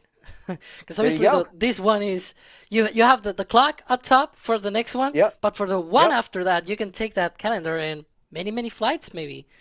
Yeah, there you go. And it's funny, whenever I see that picture of the Cybertruck and the rocket engine, it's like all of Elon's toys getting moved around there. Here is our, so we've got some new stuff, and the new stuff is the knitwear. So, when I used to be employed at a job, we'd have ugly sweater day in the office. Oh boy. I mean, I would totally walk in with that. I mean, I don't even think it's that all We that probably ugly. should have that on here at NSF, like one day that we join together. Not to interrupt you, Alex, SpaceX just tweeted targeting Friday, November 17th for Starship's second flight test. There you go. A 2-hour launch window opens at 7 a.m. Central Time. There you go. So and there I we go. bet that the website has also being updated. Yep, it has been updated. I'm checking it out now. Yeah, there you go. So that all the pieces are coming together. Launch license issued. SpaceX has given us their official goal for a launch time, and it looks like they're going to try to hit the beginning of the window. That would make sense because they have 2 hours to get Starship off the ground in that time. They do have some experience with it. Yeah. Alex? No, I'm reading through. It doesn't seem like there's anything very different. It's only just that they added a 2-hour launch window opens at 7 a.m. Central Time. So basically the same thing that we were talking about before, that that clock that you see up top that is counting down to the beginning of the window, that's 7 a.m. Central Standard Time, beginning of the window, 2-hour launch window, so it could run all the way to 9 a.m. Central Time. You can see that tweet. There you go. Yep. And net means no earlier than. So it won't be earlier than that time. So, but you know what will be earlier than that time? NSF, because we're going to be coming on hours before. And of course, NSF has cameras that run 24/7 because we always want to keep an eye on what's going on over there. So you will be able to tune in at any point in the middle of the night, even depending on where you are. It could be the middle of the morning or the middle of the afternoon, depending on where you are in the world, of course. But you will be able to tune in and get our coverage long before SpaceX does their own coverage, because we have cameras there. This camera you're looking at here is our camera. We've got cameras and people keeping them working down there in Texas. And what we're waiting on right now is the lifting of Starship onto the booster. And this will be the last time we see that happen, although it looks like we still got a crane doing some work there. So that means it's not imminent, does it? That's a lift, I think. So they're probably working One of the things that they do is once they remove the plate, they cover the ports where all the fluids are gonna come through. So they cover that so that it's protected during the lift. And see those things they can remove once the ship is on top of the booster. Then they go up the tower. They deploy one of these sort of platforms that they can pull up to the vehicle, and then they remove those covers because those are simple covers that anyone can handle and remove it themselves. But the plate is very, very heavy. That's why they need the little crane there at the bottom of the tower. So yeah, the crane seems like it has moved away. So that's a good sign. Okay, that's a good sign. We're getting closer to it. So we'll keep an eye on things, and we don't have an estimate as to when it's going to be lifted up, but we do now have an estimate as to when it will lift off, which is Friday at 7 a.m. Central Time. Was that a pun? I guess not. Close enough. Somebody can hit You the lift pun my spirits up. There you go. Perfect. Well done. Well done. And I see one interesting question in chat, by the way. Okay, which one's that? Because SpaceX also has a Starlink launch scheduled for Friday, and they actually originally had two for Friday, and now one of them has been pushed to after Starship. Just asking if it's likely that both Starship and Starship will launch, Starlink and Starship will launch on Friday. And I think we can pretty safely say absolutely. SpaceX has the teams to support multiple launches at once. And I just think the poor Vandenberg team will not have that much excitement for them that day with Starship launching a few hours later. Right, that'll get a little more coverage there. But that's a sticker. That's this. I still have it. There we go. Yep. Saved. And, perfect. Yep.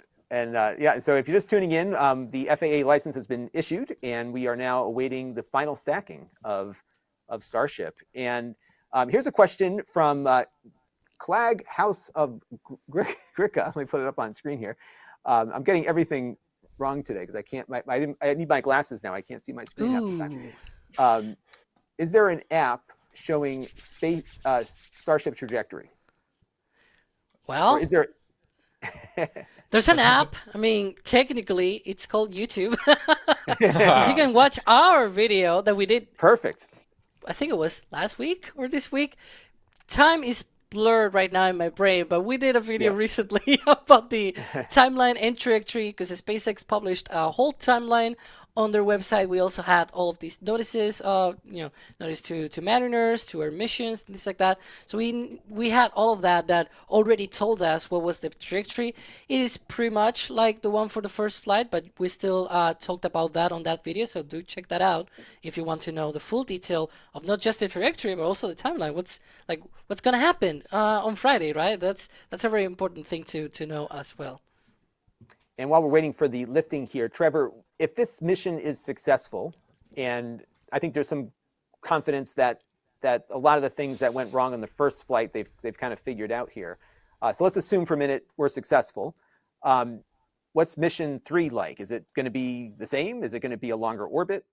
What do you think they're going to do next after this? That's a really good question. So I think, first of all, we need to define what does successful look like on this mission, because there's no payload to deploy where you can be like, the payload's in its correct orbit, therefore it's a mission success or whatever. So as we've said repeatedly on NSF live streams, this flight is very much about testing the booster. And the second stage is just kind of on top of that as a fancy nose cone. Where if they make it through stage separation and onto second stage, everything from there on is pretty much a win, in my opinion. And I would suspect SpaceX has the same goals. So if they make it all the way up through stage separation, through Starship's burn, and through reentry, then in my opinion, it seems very likely that Flight 2 could be a little bit of a different flight profile. And I believe it was earlier this week, if not late last week, we actually saw some FCC permits for a slightly different launch profile of Starship, where I believe it would complete, 2 orbits around the Earth or something like that, Alex? So it'd be closer to a 3-hour launch before splashdown. So my guess is that's where they would go next, is just for a little bit more time in space to go over a full orbit. Yeah, I really. Go ahead, Alex. Go ahead. No, please go ahead. Well, one of the things that I will say is that, ironically, I have a full spreadsheet of FCC permits that SpaceX files with the Federal Communications Commission. That you can see the other agency involved on all of this. There's many agencies involved. The FCC, I think, it's sort of the easiest one to get licenses from because they get licenses every single time. But then the FAA, they're gives the confirmation that they have the license authorization for the second launch of the SpaceX Starship Super Heavy vehicle. The FAA determined SpaceX met all safety, environmental, policy, and financial responsibility requirements. So basically, they said, "You're good.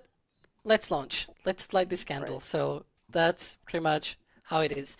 So turning back to the FCC, I have this big. I once did a big screenshot, like zoom out on that spreadsheet and try to fit it all on on a screenshot, and it didn't fit it. You couldn't read anything on that. There's many permits that SpaceX has filed with the FCC, and the problem is in the last month we have had so many things going on that I have had no chance of looking through them. But I am aware of that FCC permit. Now that FCC permit, though, it is so they file differently from a launch vehicle perspective and then from a communications business point of view. Right. The one that contains all of that wording about splashing down in the Indian Ocean, that is coming from Space Exploration Holdings. So the company as a whole is Space Exploration Technologies Corp, but basically the spin-off sort of thing company where Starlink is under, that is Space Exploration Holdings. So this is basically Starlink, the company under basically Starlink is saying, hey, we want these terminals that are located in both the booster and the ship, so both vehicles have Starlink antennas on board. We just want you guys to allow us to be able to use those in communications. So on the one hand, you have a SpaceX as the launch company with its own license, and then the Starlink sort of business also asking, hey, we want these antennas to be able to be permitted during that flight. So it is not specific to the third launch of a Starship, and that is what I want to let clear here, that these sort of licenses, these sort of permits that they have, since it's two different sort of businesses and enterprises, they are not one-to-one. In fact, that permit starts sort of around February, when we know that SpaceX is targeting the third flight ASAP, basically as soon as possible. So it could be for Flight 4, it could be for Flight 5. They definitely seem like they might be changing some of the profile or something like it.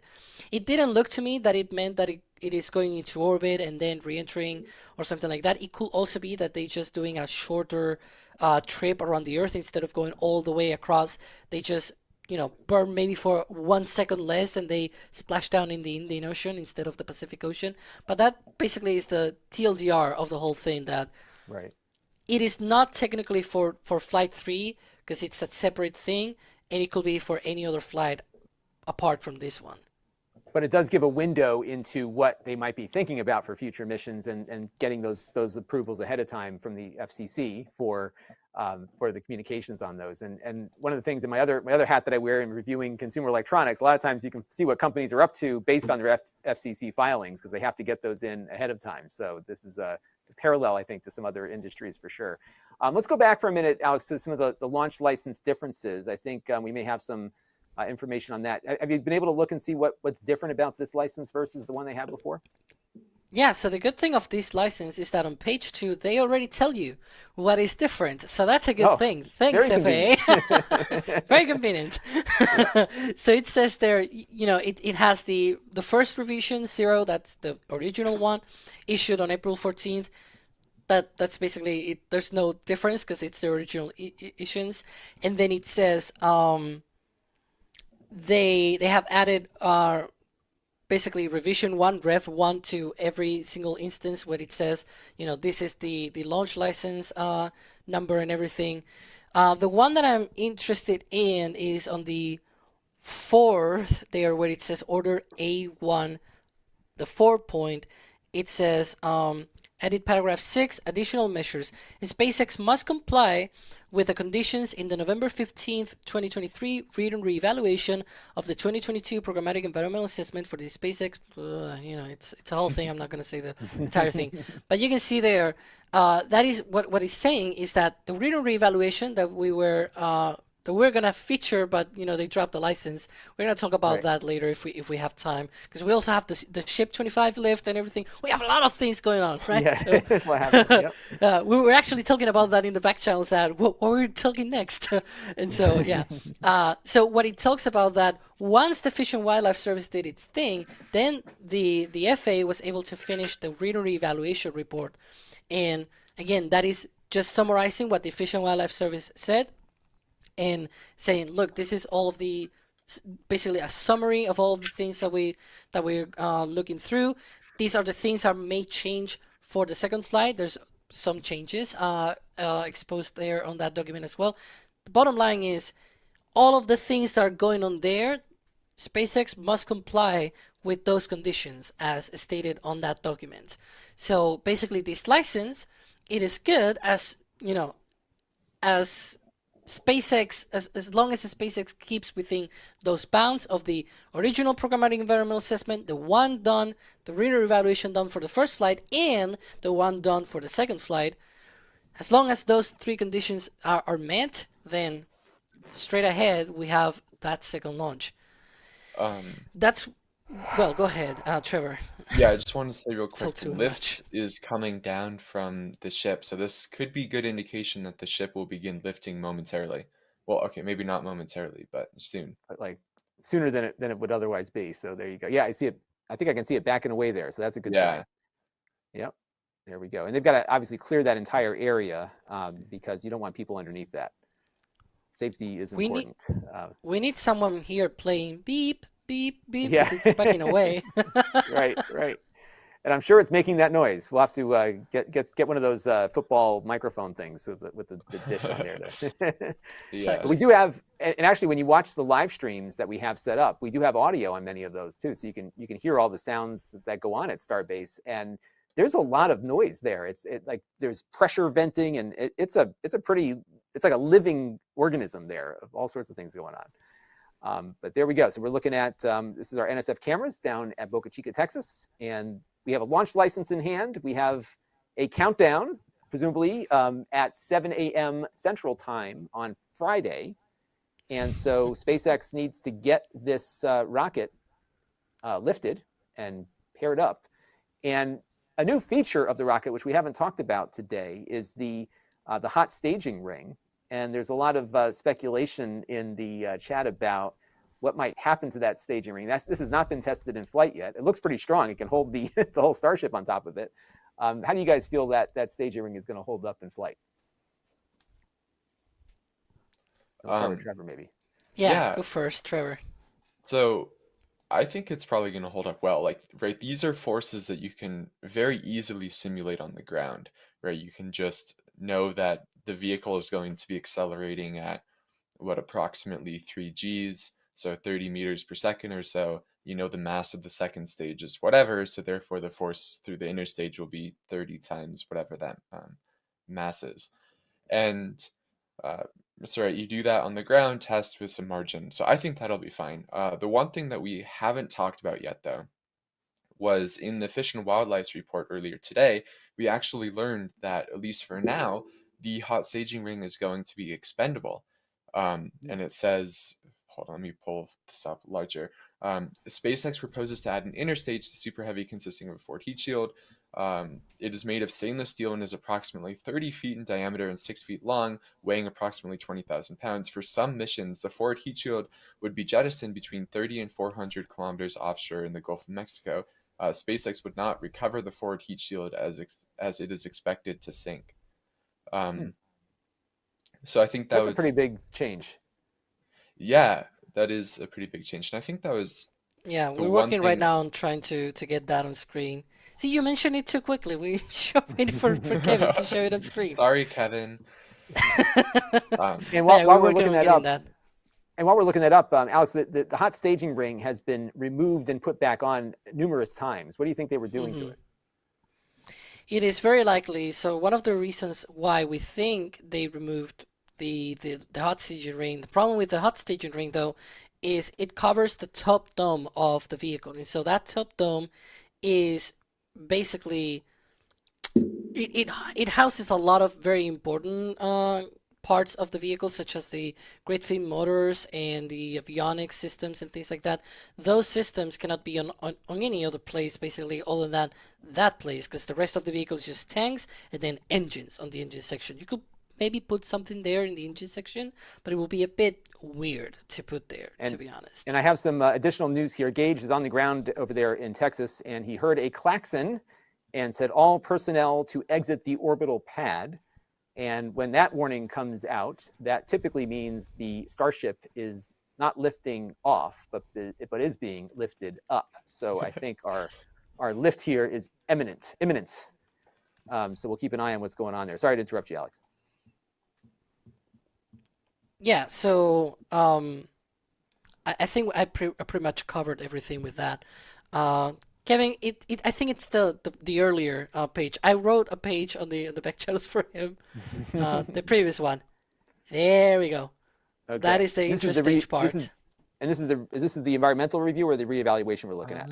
This is the Reno reevaluation. Okay. And so it talks there about so the first part, it talks about the background of why this needs to be the case, why this needs to be done. It talks about the water deluge system. It says pretty much the same as the basically the report from the Fish and Wildlife Service. It's a summary of it. It's not the entire thing, because the whole thing is just a 45-page document. It's not 505 pages. But yeah, you can see there it also talks about the debris from the April 2023 launch.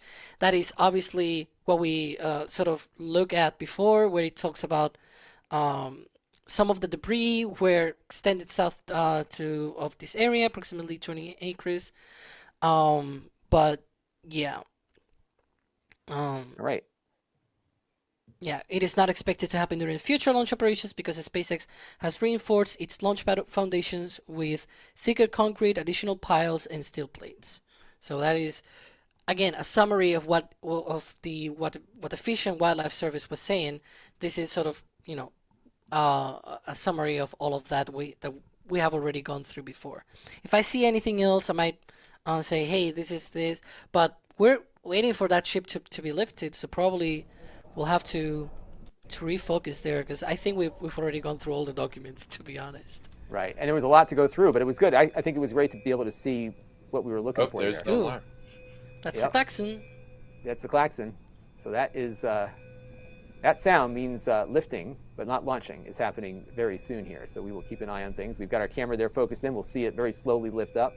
And while we're waiting for lift up, not lift off, lift up, we did get a couple more questions about the hot staging ring and its performance. And we actually, here on NSF, just, I believe today, released a video all about the hot staging ring. So if you are interested in that, definitely check out our YouTube channel, where you can find an entire video and learn all about the newest feature of the Starship stack, which is the hot staging ring. And now we're hearing an announcement, so that's I can't really hear it too well through my earpiece here, but it sounds like they're telling people to get the heck out of here. Yeah, it normally says something like that, and it repeats it, and it's, Now the time it takes, so there was a question in the chat about how many times this Starship has been lifted up. So ship 25, I believe this will be the 6th time it is restacked? 7th time. So this has been stacked and restacked more than any other rocket. We did talk about this earlier in the video, but maybe or the live stream. But maybe we could just bring it back to that point. They've been getting much more adept at this process, because we've seen this now again 6 other times. The time frame it takes to get this rocket put back together is a lot smaller than it used to be. And Trevor wants to pick it up. I was actually just pulling up one of our other commentators in the back channel earlier today posted all of the dates of the stacks and how long each one took. So the first stack of Booster 9 and Ship 25 was on September 5th, and that stack took about 75 minutes. The second stack was on the 27th of September, and that took about 80 minutes. Then stack 3 was on the 10th or the 16th of October, and that took 65 minutes. It looks like he didn't get values for stack 4 or stack 5, which happened on October 20th and November 1st, respectively. And then stack 6 was the last one, which set the record of 46 minutes to stack. And then it took them also like 47 minutes to destack. So as we see, even with Booster 9, the stack time has decreased almost in half, from about 80 minutes to about 45 minutes. And we don't have data for the Ship 4 stack, Booster 4 Ship 20 stack, or the Booster 7 Ship 24 stack, but those are even longer. Right. So they've been dramatically cutting the time, and that's to be expected, right? I mean, they're understanding these systems better, and also at some point, this Starship stack here their desire is to launch it like you would an airline where you're flying constantly. So the shorter you can close that duration of time to get everything stacked, the better. And so we heard the klaxons down there at Starbase, and we are just waiting for the lifting to commence here. And we expect it would be about 45 minutes, Trevor, from where we are on the ground to the top of the booster, right? Yeah, of course, it could be a little bit longer than that. Maybe last time was just especially smooth. They could have to work through some issues. But yeah, about 45 minutes at this point. And I think you want to make sure you get it right this time, because there's this is the one that counts. Yeah, I mean, like we've been saying, I don't know, we've probably said it too many times, but this, if everything goes well, is the final stack before launch. And the next time these vehicles are separate is after either an anomaly occurs or stage separation on hopefully Friday's flight. Right. And Alex, this stack has been out in the weather now for months. Do you think that has any impact on anything? I know we saw some tiles popping off earlier, but well, I don't think it's been too bad to the stack, in the sense of we've been other vehicles that have been very worse. I'm thinking of Booster 7, for example. It spent a longer time out there. It is true though that at the end of the day, it's this stack is still launching.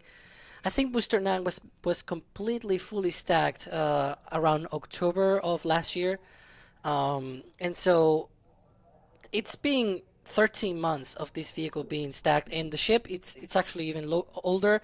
It was on September 2022, so it's 14 months and 13 months basically for the ship and the booster to be completed. And since then, that's when they were created. They have been pretty much out there for a long time. I do not think it's that much of a serious issue, and it doesn't look like they are that worried about the heat shield tiles though.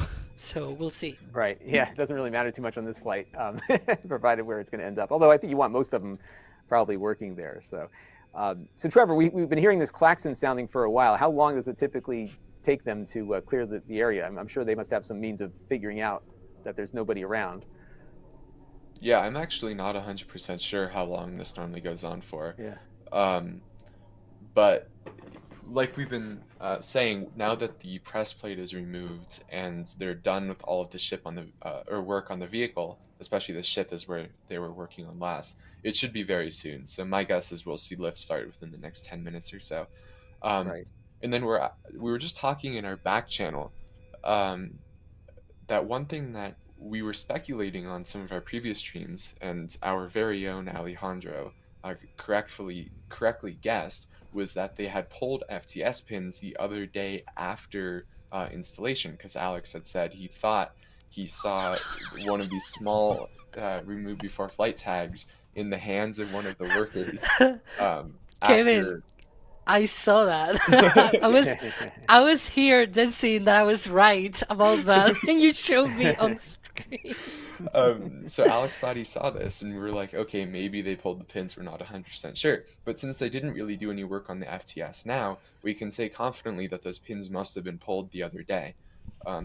So now, props to Alex, first of all, but now FTS is ready for this launch attempt, and You know, as we've been saying, the pad seems to be slowly getting ready with them putting the cranes down. The launch license is ready. SpaceX has confirmed that they're go for Saturday or Friday at 7 a.m. local. So everything is looking good right now. And Yeah, we're in the countdown. because as you mentioned, back when they installed the charges, they basically had done the charges first in the morning, and then they came back on that afternoon, and they were up there, and were zooming in on them working, and I swear that I thought I saw them. Basically, one of the people had one of the red tags, those removed before flight tags, and the thing is, ever since that happened, we have not seen them coming back to the flight termination system boxes, or at least I haven't seen them, to be honest. And you know, it's also been tough to see anything in the last few days because it's been quite a wild weather out there. But I can also assume that perhaps in that weather, no one went up on their lifts to check on the flight termination system, especially to pull the pins out of the charges. So, seeing as they haven't done that since then, it's most likely that what I saw as, you know, someone with one of those tags actually was one of the pins, and that the rest of the other pins were also removed as well. So yeah, I guess, you know, I have to keep a look on these things more often. Yeah, right. And that flight termination system is a little more robust than the last one, which didn't seem to work all that well. Yeah, precisely.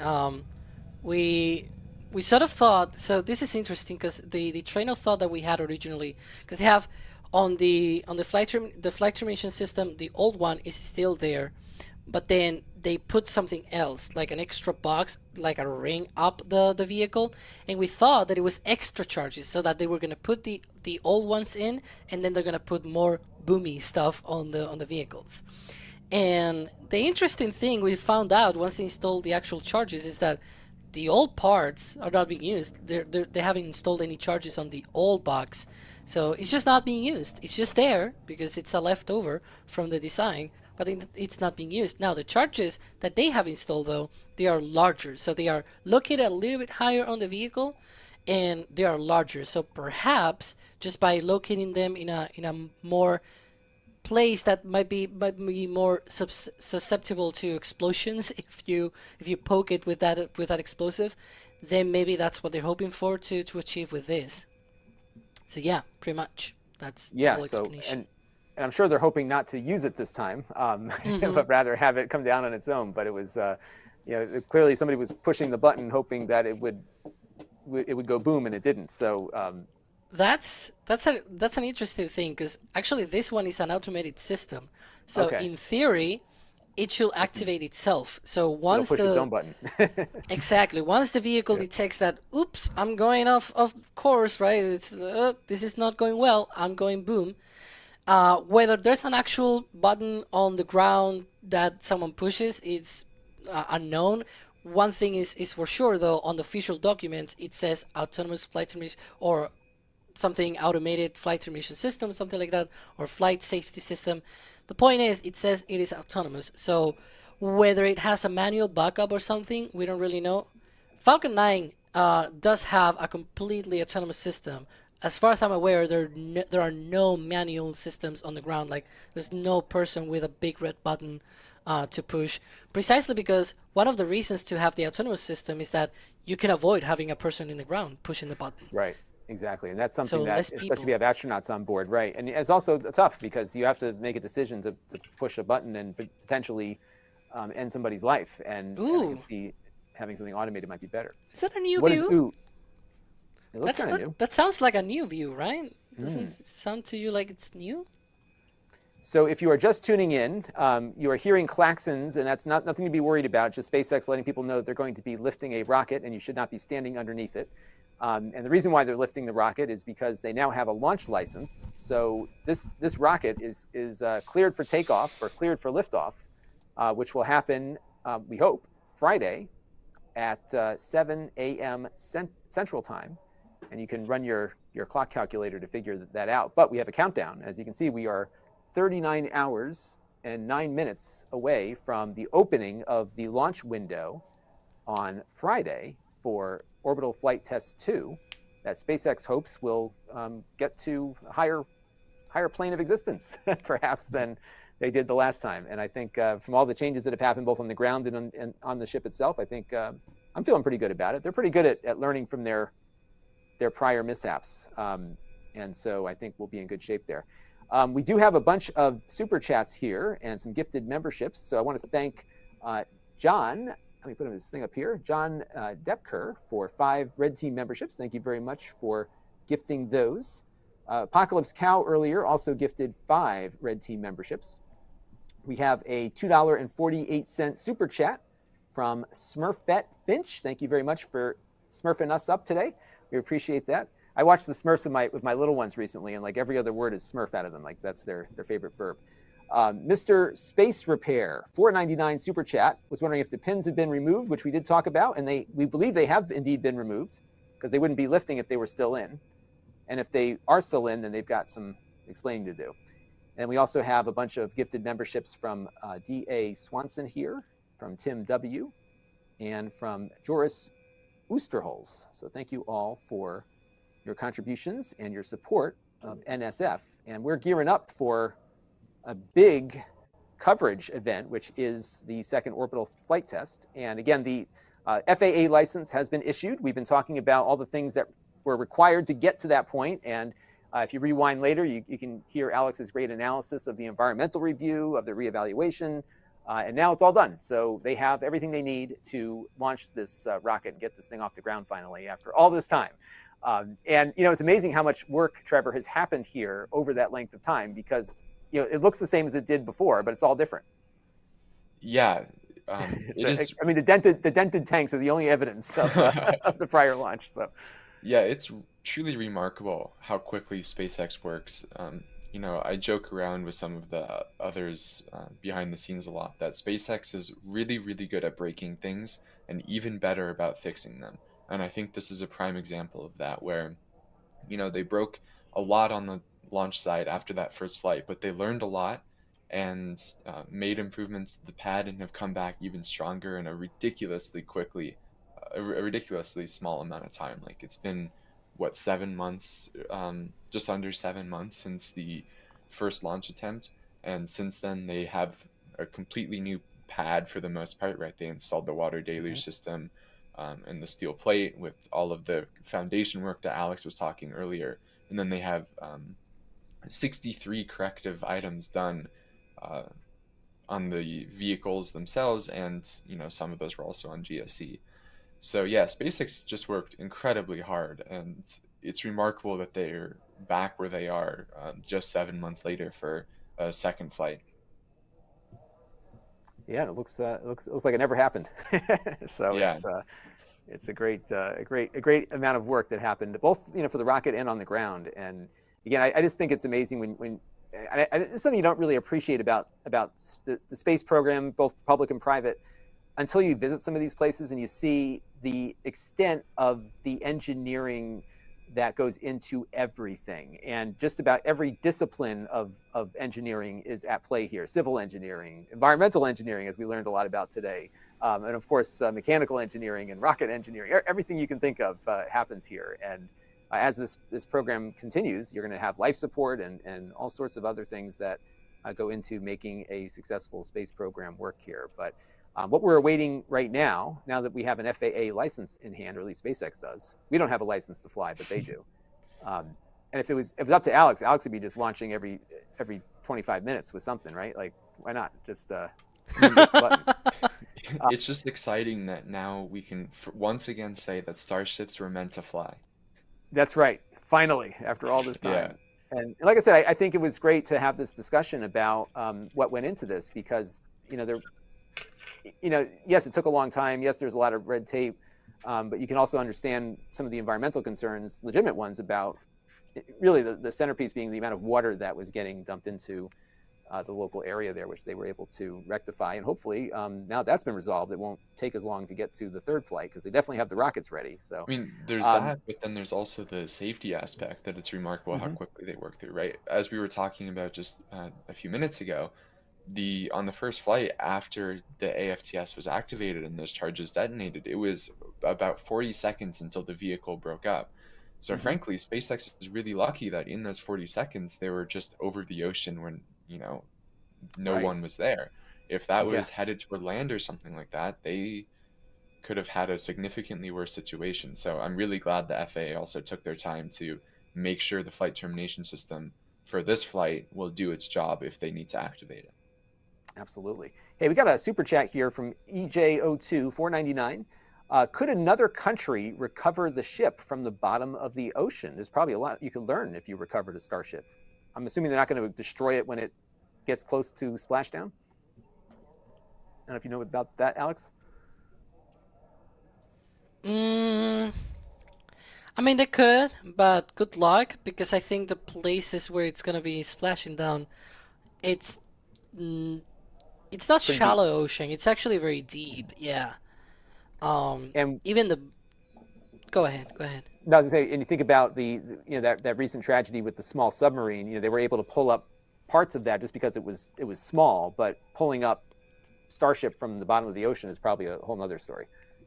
Yeah, probably the location. You will probably have more luck going out there and trying to get parts from the first stack, because it basically, I think the waters where all the debris splashed down and everything, I think they are no more than maybe at 200 feet or something like that. I mean, it's still some distance that you have to swim back down, but yeah, it's not thousands of feet underneath of the ocean, so it's at least an improvement.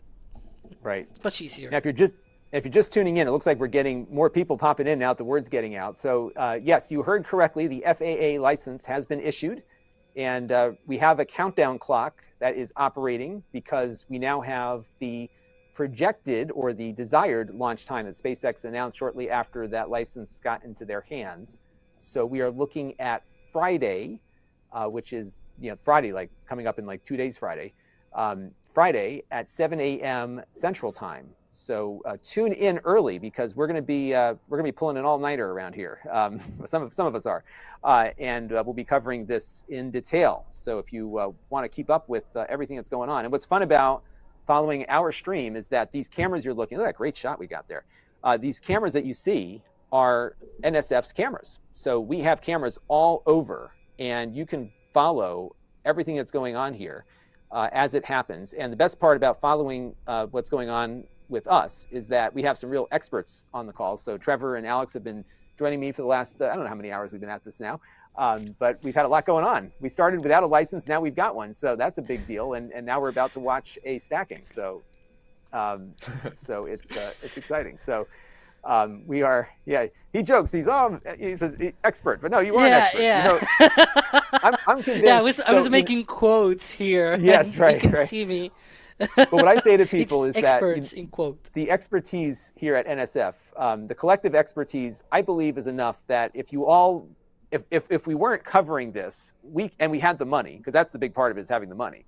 But I think if we weren't covering this and we had the money, I think we could very well build our own space program with the knowledge collectively within the group. And I don't know. I don't know, Lon. and I would be the guy that would go up just for entertainment purposes. Everyone could just watch me, react in terror as I go up on the rocket that Alex, the expert, built. So. Oh boy, that would be horrible, because I don't know anything about engineering. Right. Oh, you know enough. It'll be fine. So now we're just waiting on the lifting of Starship here onto the booster, and that is the next milestone. And this is the last time that this will occur. Now, this will be now the 7th stacking of this particular combination of booster and Starship. So SpaceX, even though they've had a lot of regulatory hoops to jump through, they've been making use of the time to kind of understand how all these things work.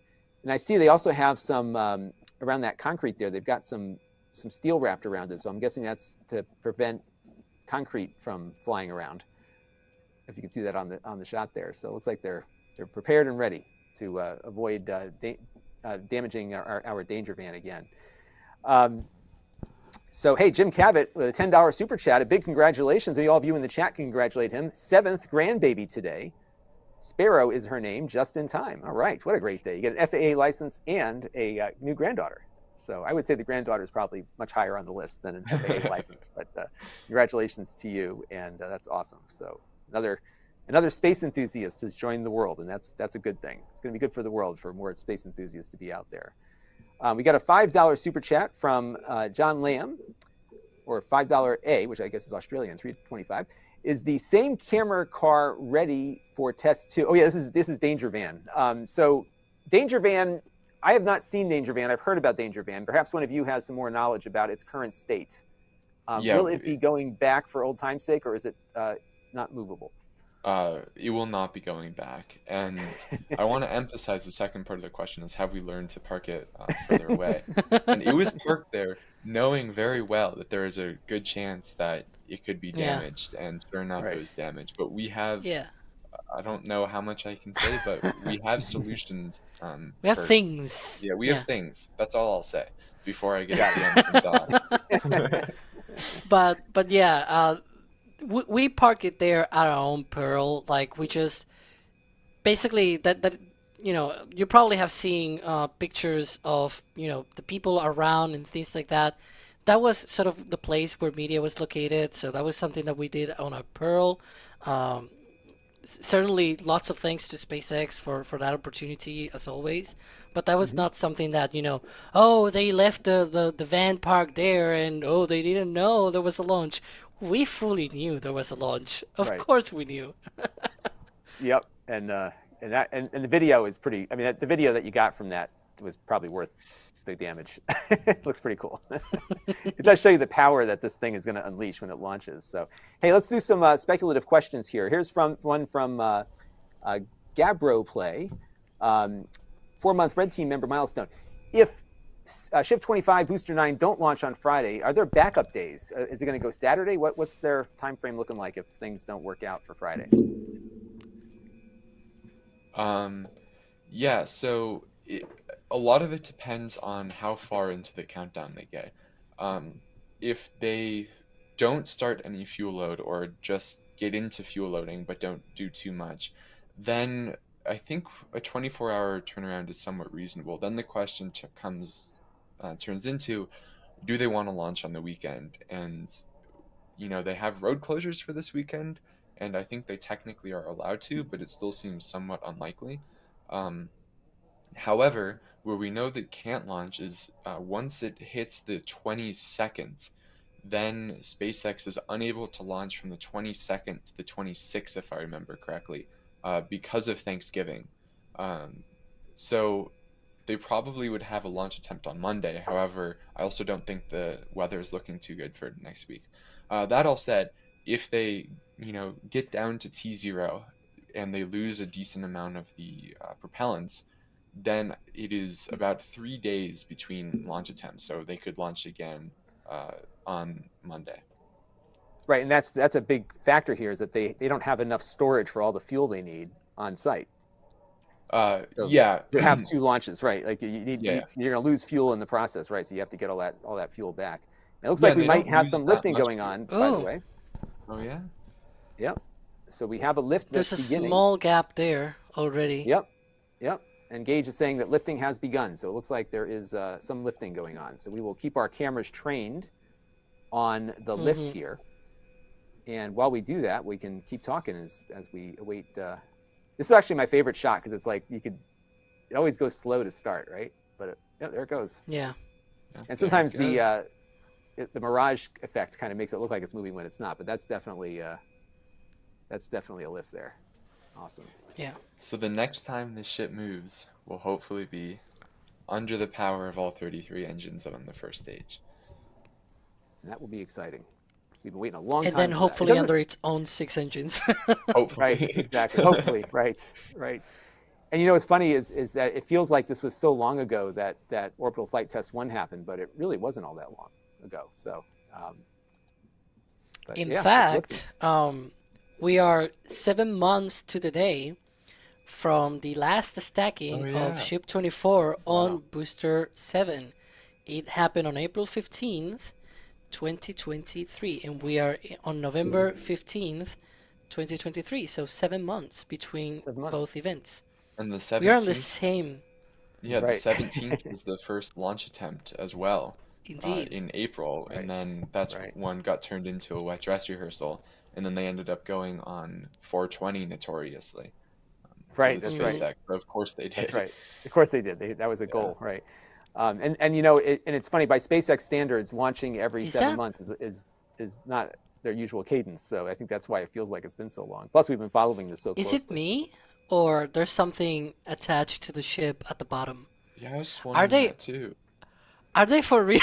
Because this happened also in the last stacking of 24. Are they for real leaving something plugged in or something? I don't know. Like, it kind of looks like, but I don't know. Well, I guess I we'll know remember if they last keep lifting it. time. Yeah, last time we caught that basically in the middle of the lift. We saw something basically flapping on the bottom of the vehicle, so it was like, ooh, maybe Yeah. they need to destack that. And so it was Right. almost all the way up, and then they stopped and went back And they down. stopped and They went back removed down. it. Yeah. Right. Yeah, we'll keep an eye on. Well, it looks like it's still going up. So whatever it is, no, it looks like it. Looks like there was Oh, in it's the something foreground that there. is on Yeah. on the front. Okay, well, There we go. that's. Yeah, yeah. Yeah. But See, I haven't now they're in seen that this cruising. this angle. Yeah. Now it's cruising. Mm-hmm. Awesome. Hey, I got a super chat here. Another new baby is joining the NSF family here. Great day for babies. Smurfette Finch, please do a shout out to my partner Finchy. We just found out that we're having a baby, and he's watching right now. Awesome. Congratulations. That is great. Yeah, congrats. 2 exciting things in a day. And there's nothing more fun when you have kids than shopping for NSF merchandise at shop.nasaspaceflight.com. You'll find all sorts of great stuff there. While we are lifting here, Juan Lambers has a super chat question. Second flight was to be a suborbital flight, with the third one being an actual orbit. The launch license states Orbital Flight Test 2 mission. Could we see this launch actually going for orbit? I don't think so, Trevor. Do you?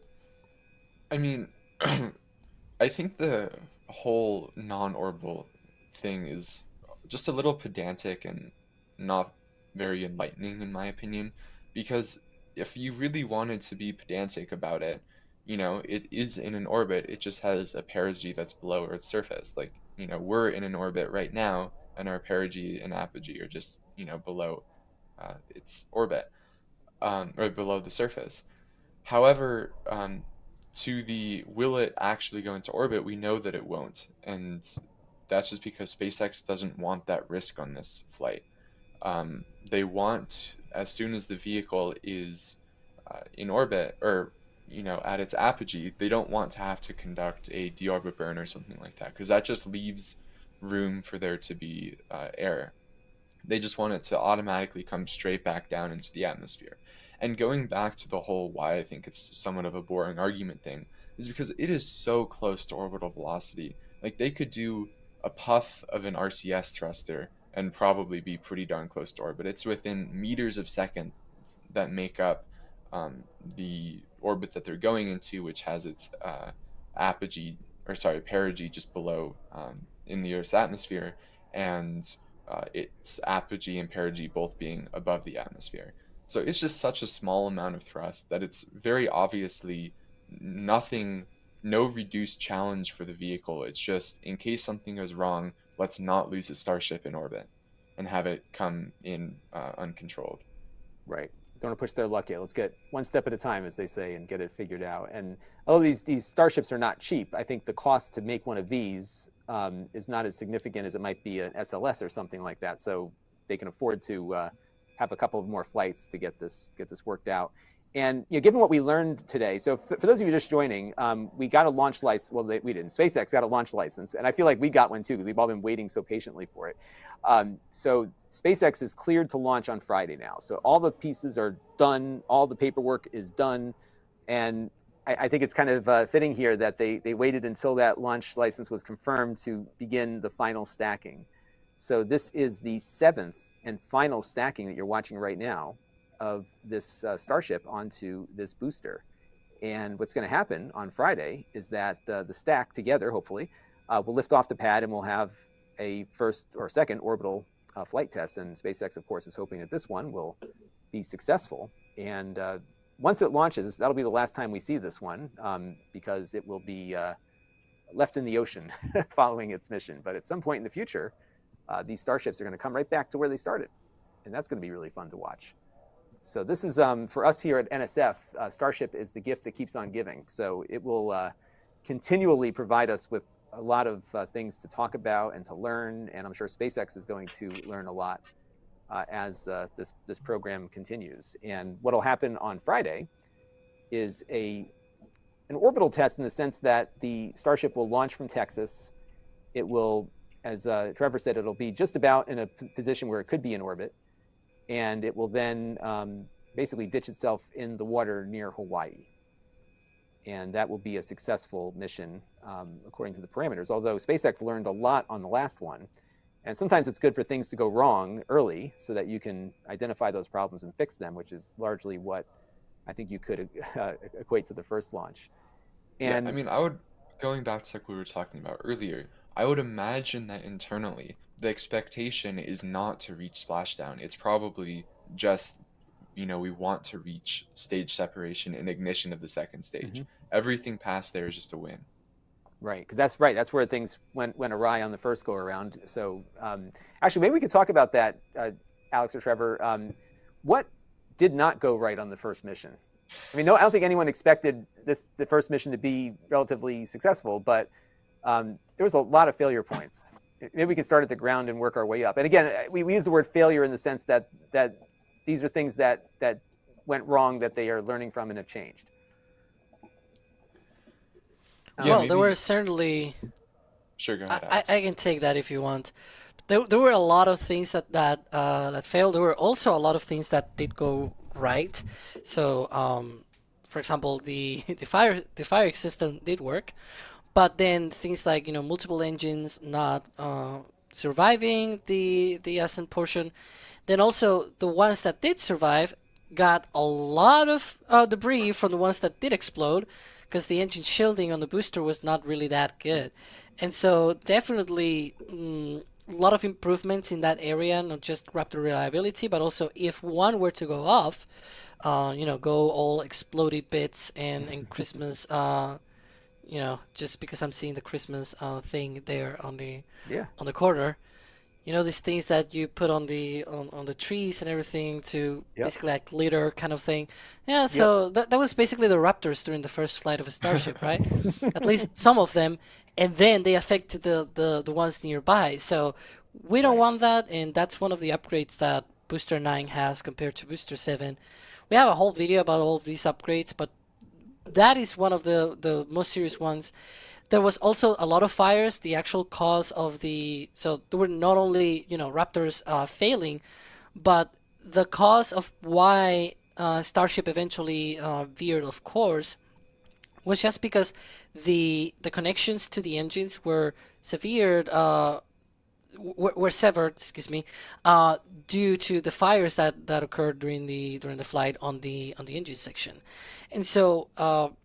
The way that they are mitigating that, they are putting a fire suppression system on the booster. It has 2 big carbon dioxide tanks on the side, covered by 2 of the chines, and they basically are the fire extinguisher of the vehicle. You know how the Wall-E movie, that's basically Booster 9 and future boosters as well, where they have their own fire extinguisher, and they're basically diffusing that CO2 into the engine bay so that all of the potential gases, methane and gaseous oxygen, exits through some of the vents that are on the bottom of the booster. So those are generally the major issues that happened. There was also the flight termination system, which we talked about before. They have new larger chargers and in a different location. Speaking of different location, this is a camera on a different location. Yeah. I did that segue. Oh my gosh. But so they have revamped a lot of systems that failed during the first flight, so hopefully those issues do not reoccur. There might be other new issues, because the ship never got to fire its engines and never got to fly, right? We've seen them flying, right? Exactly. So we've seen them flying on closer to the ground on the hop test in 2020 and 2021, but we've never seen them flying all the way to space and that ballistic trajectory.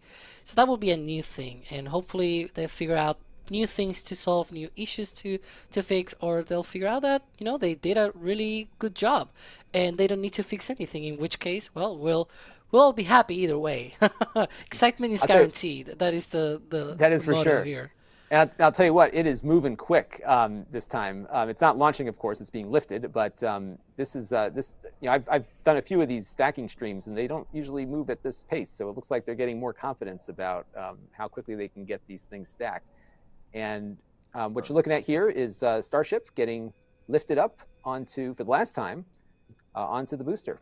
And when that's done, then all the pre-launch stuff occurs. We have a launch license in hand. If you rewind our stream today, you can get a little bit of a education about all that went into the documentation to get to this point, where we have a launch license that is ready to go. So, and then Friday, as you can see, we have a countdown clock, because we have some good confidence here that that's the launch time, provided everything goes to plan. So yeah, we're almost to the top here, Trevor. Yeah, this is really quick. And the other thing that I noticed in our slightly wider angle shot is the crane, the LR11000, is now completely flat. So yet another sign that the launch pad is being prepared for flight on Friday. That is it. And so this is the last lift, and it is almost in place. So I guess it goes up to the height, and then it rotates over. Yeah, it actually overshoots it a little bit, and then Okay. goes over, and then it'll slowly set it down. And then it's the final stage that takes a little bit, where they're doing the final alignments and whatnot. Right, and it's always the last couple of inches that take the longest, but you want to make sure you get it right.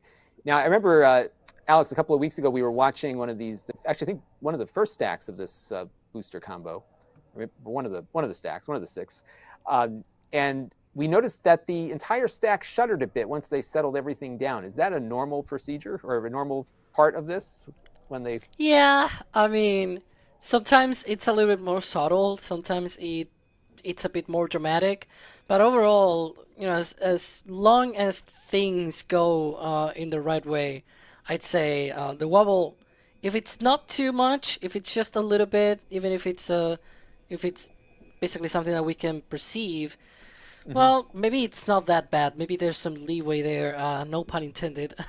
There's some leeway there on how much the whole stack can wiggle. Right, and we do always intend puns on this channel.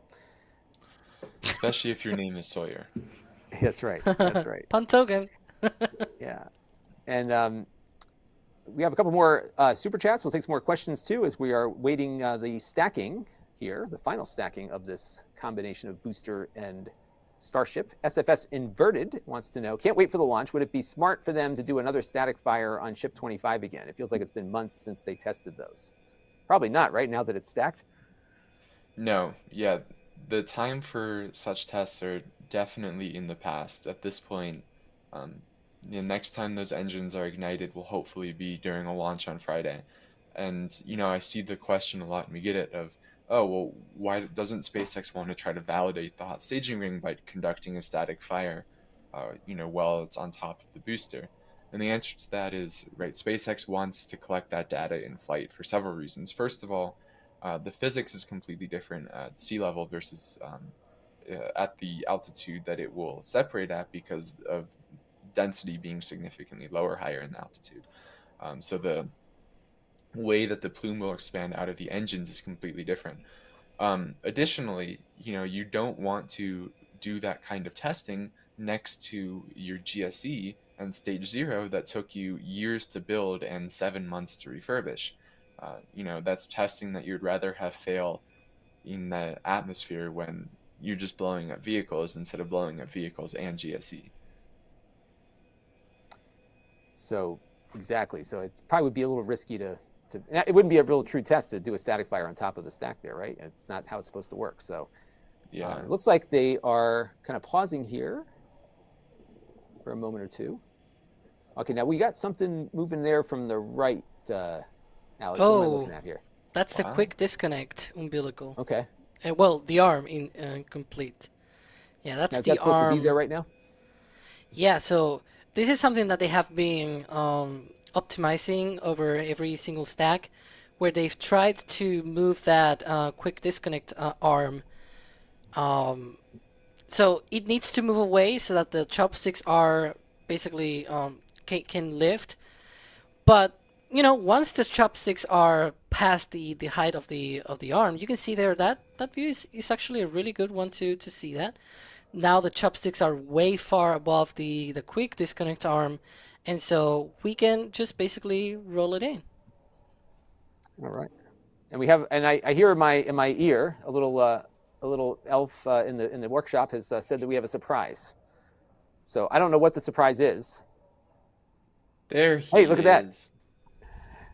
that. So we got somebody in the field here. So this is great. So what's going on over there? Uh-oh, we lost his audio. We lost his audio. We'll get his audio back here momentarily. He's not just in the field, he is the field himself. He is the field. You can see that it's live because behind him you can see the full stack approaching. Yeah, what an awesome shot. That is great. That is great. Do There we have you go. audio? Let's see. I'm not hearing him yet. This was a Zoom call. I'd say you got to hit your mute button, but Okay, there we go. Now here's some noise. Can you hear me? They just started a We can hear leaf you. blower. It's perfect. So But you're yeah, they're echoing a lifting bit. it. Hopefully, this is the final lift. Fingers crossed. We are hoping that as well. I do want to let the production team know we have a little bit of an echo on you right now, but let's see if we can get that straightened out. We've also got a thing to reveal. What? Whoa, what is that? Whoa. Say hi, There's Des. the- I'm busy. He's busy. He's busy. But So, what is this that? thing's no joke.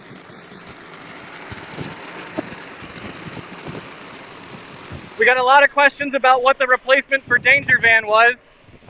Well, Danger Trailer. Actually, we haven't named it yet, but there you go. It's I think actually Danger safe. Trailer It's sounds safe. appropriate. It's a safe trailer. Yes. It's a trailer that will keep you safe from danger. So we have a new production facility out there. So that is awesome. So what's the vibe out there right now? What are you feeling? What are people? I mean, it is What's the absolutely excitement level? packed out here. Like the number of cars, I don't know if you can see them all going by behind me, but it's ridiculous. Like it's like a party atmosphere. It feels like you're at a music festival, but for rockets. Everybody is super stoked. And, we got the license, we got the Fish and Wildlife to sign off. So ideally, Friday, 7 a.m., the window opens, baby. Let's do this. Let's kick the tires, light the fires, and send it. And the camera we're seeing here is from, so these images we've been getting have been from the trailer. So this is hopefully what we'll see on launch day. That is awesome. And it is exciting. It's like, it's like, I think, and it doesn't feel, we were talking earlier, it doesn't feel like we were waiting 7 months for this. It felt longer than that. And I'm sure you've been following this down there all the time. What's it been like for you, waiting for this moment here, for this final approval? I mean, I'll be honest with you, Lon. Today has been a scramble to get everything working, and I've just barely been able to pay attention. So every now and then I'll look at my phone and be like, "Oh, they approved the thing. Great." I haven't really had time to process yet. Gotcha. And one thing that might help our viewers here too is I think a lot of us, just watch. I've never seen Starship in person myself. Can you comment on the scale of this? Because it looks big, obviously, when you compare it to people standing next to it. But how big is it? I know it's a simple question, but I think it's something I think. I mean, it's absurd. I think it's really hard to get a sense of scale, even when you're photographing it.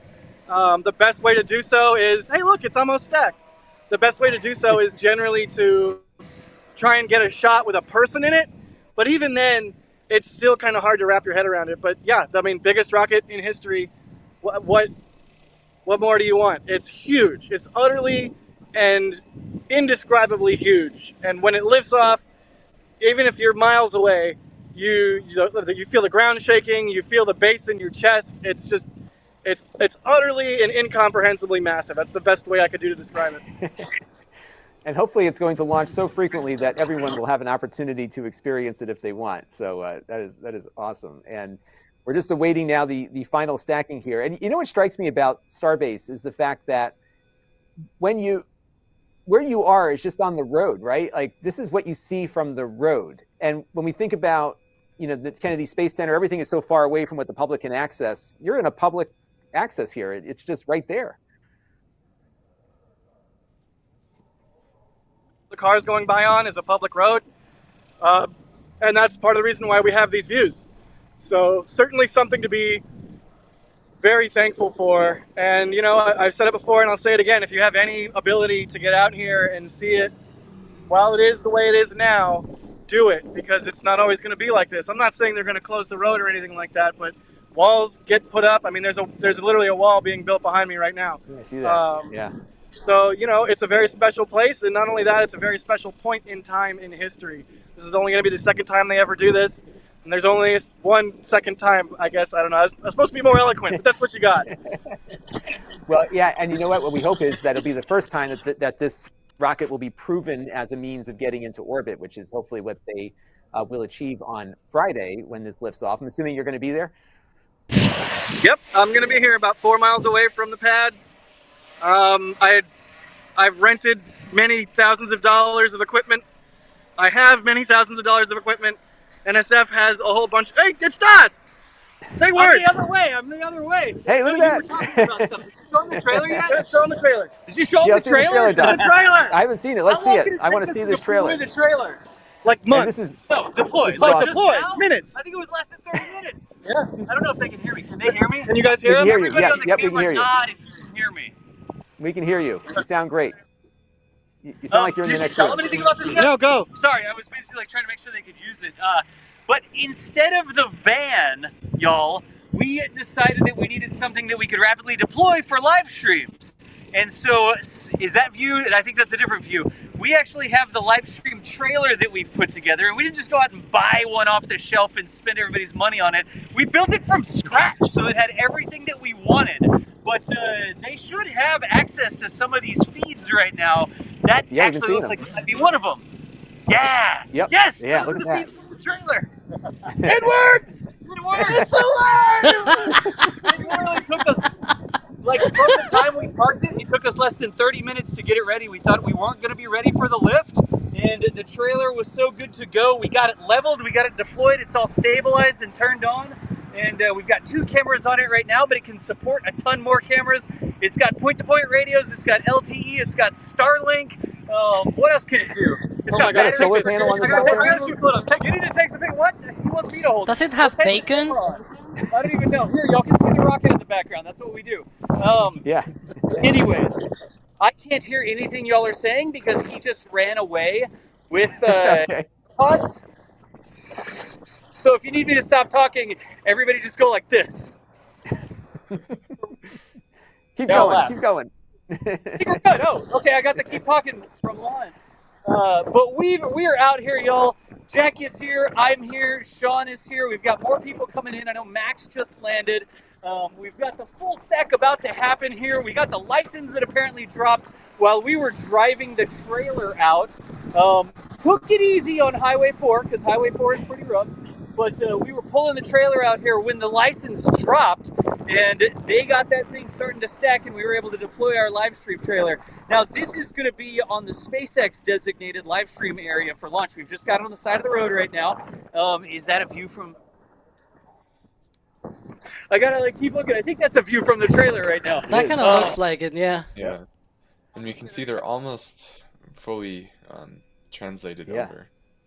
Yeah, they've almost got it lined up. This is where sometimes it hovers for a little while, right? Yeah. And, that was there it goes. It just jumped. Yeah, so now we can really see how close it is. And it looks like we lost DOS audio. Yeah. Yep, we lost him there. We're good. It's the thing of but- the live streams, you know.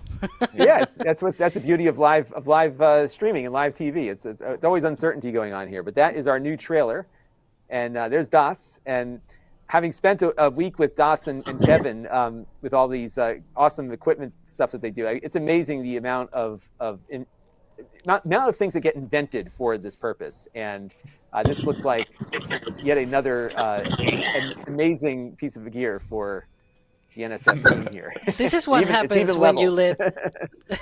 This is what happens when you let Das play with his toys. Yes, exactly. But it always works, and that's the beauty of it. So I'm impressed. It's amazing, and I'm sure it will survive. Now, is that a solar panel on the top, or is that a concrete protector? Solar panel. It's a blast shield. Okay, solar panel. It's a blast shield and a solar panel. Jack, I have a question for you. Was I correct in seeing that you also have 2 cameras on your face? Yeah, I have cameras. Well, I don't right now, but I did have cameras on my face. Yes, I could live stream to Instagram in theory. No, he had the smart glasses for those. Yeah. So yeah, I don't know. This is just I like utterly insane to have out here. It's so incredibly capable.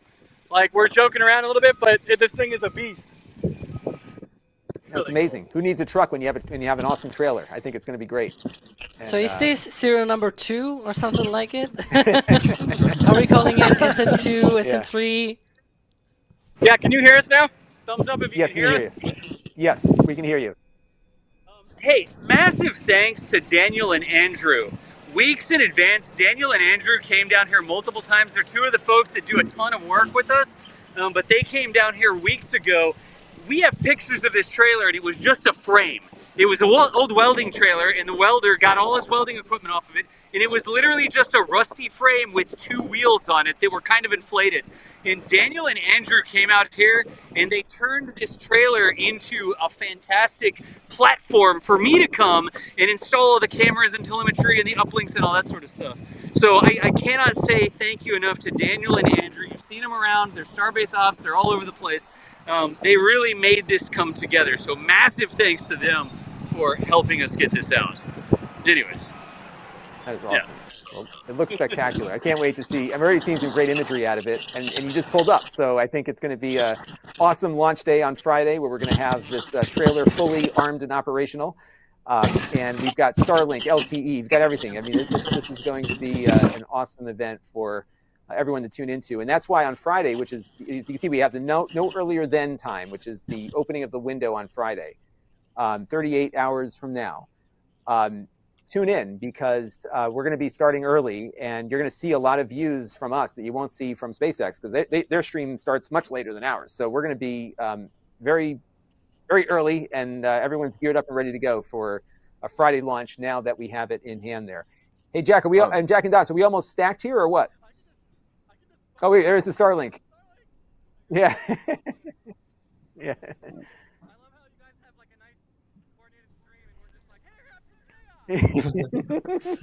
It was already a little of chaos. Look at that. We're now here. I guess I'm in the middle now, so I have all the Yeah. power. Right. No, for those who may just be joining us, Adrian got was working very hard behind the scenes for an article overviewing everything that's happened with the Fish and Wildlife Service, with the FAA, with the launch license, and all of the regulatory side of things that has now been published on our news site, NASASpaceflight.com. So I'll spam the link in chat a few times. So if you guys are just getting here, kind of want a written overview of what's going on, make sure you check out the article Adrian just wrote. And we've got some great stuff to read, some great stuff to watch, and there's a lot of homework you got to do before Friday. Look out for more stuff. Yeah. Look out for more stuff, because tomorrow, I'm going to be working on this tonight, but tomorrow we're going to have a special edition of This Week in Spaceflight. So look out for that. And I think we're going to come back tomorrow also. We're going to stick around for a little bit longer until we get stacked here. But we're going to be back again tomorrow for an update. I'm sure there's going to be a lot more news to talk about. We did get a few super chats here as we were taking a look at the new trailer, and we'll kind of overlay these as we wait for the final connection point there. Josh Zero wants to know the launch window for Friday is 7 a.m. Correct me if I'm wrong here, Trevor. 7 a.m. to, is it 10 a.m. Central Time? 9 a.m. So 2-hour window, 7 a.m. to 9 a.m. Central Time. So very short window, but we'll be on for hours before that. So tune in because there's going to be a lot of excitement. They got to fuel the thing. I mean, there's going to be a lot going on. So check us out here at NSF. Let's see. Yeah, I believe we're going live 7 hours beforehand. Yeah, because there's a lot of things going on before. It's not just the launch itself. There's the whole process of closing the road, evacuating the whole place. You know, there's a ton of things that we're going to be covering in right from the beginning. So definitely tune into that because there's going to be a lot of things to discuss. Yeah, so I'm sure there midnight Central Time through well after launch is when we'll be live on Wednesday, or well after scrub. So we'll be here. Please join us. All right, here's a question that I think we covered earlier, but Eric wants to know about the van. It's not fixed yet, so that's why we got a trailer. So, but we'll update people on the van at some point. I think it's part of the family, so we definitely want to do that. Patrick West with a $100 tip. Thank you very much for your contribution, and we greatly appreciate it. Everyone is, I can tell you, as the new guy on the team here, everyone has been working exceptionally hard to bring this coverage to you. You saw the effort that Dawson and Jack and the team have put into getting that trailer ready, those new camera views that we've got, the things that we operate on a regular 24/7 basis to keep an eye on things at Starbase here. And all of your support is greatly appreciated because we're in this together, we're a community, and every contribution, even just viewing what we do, is important to keeping this effort going. And it's a big effort. It's not just video. We have the live streams, we got the recorded videos, we got a lot of great educational content on Starship.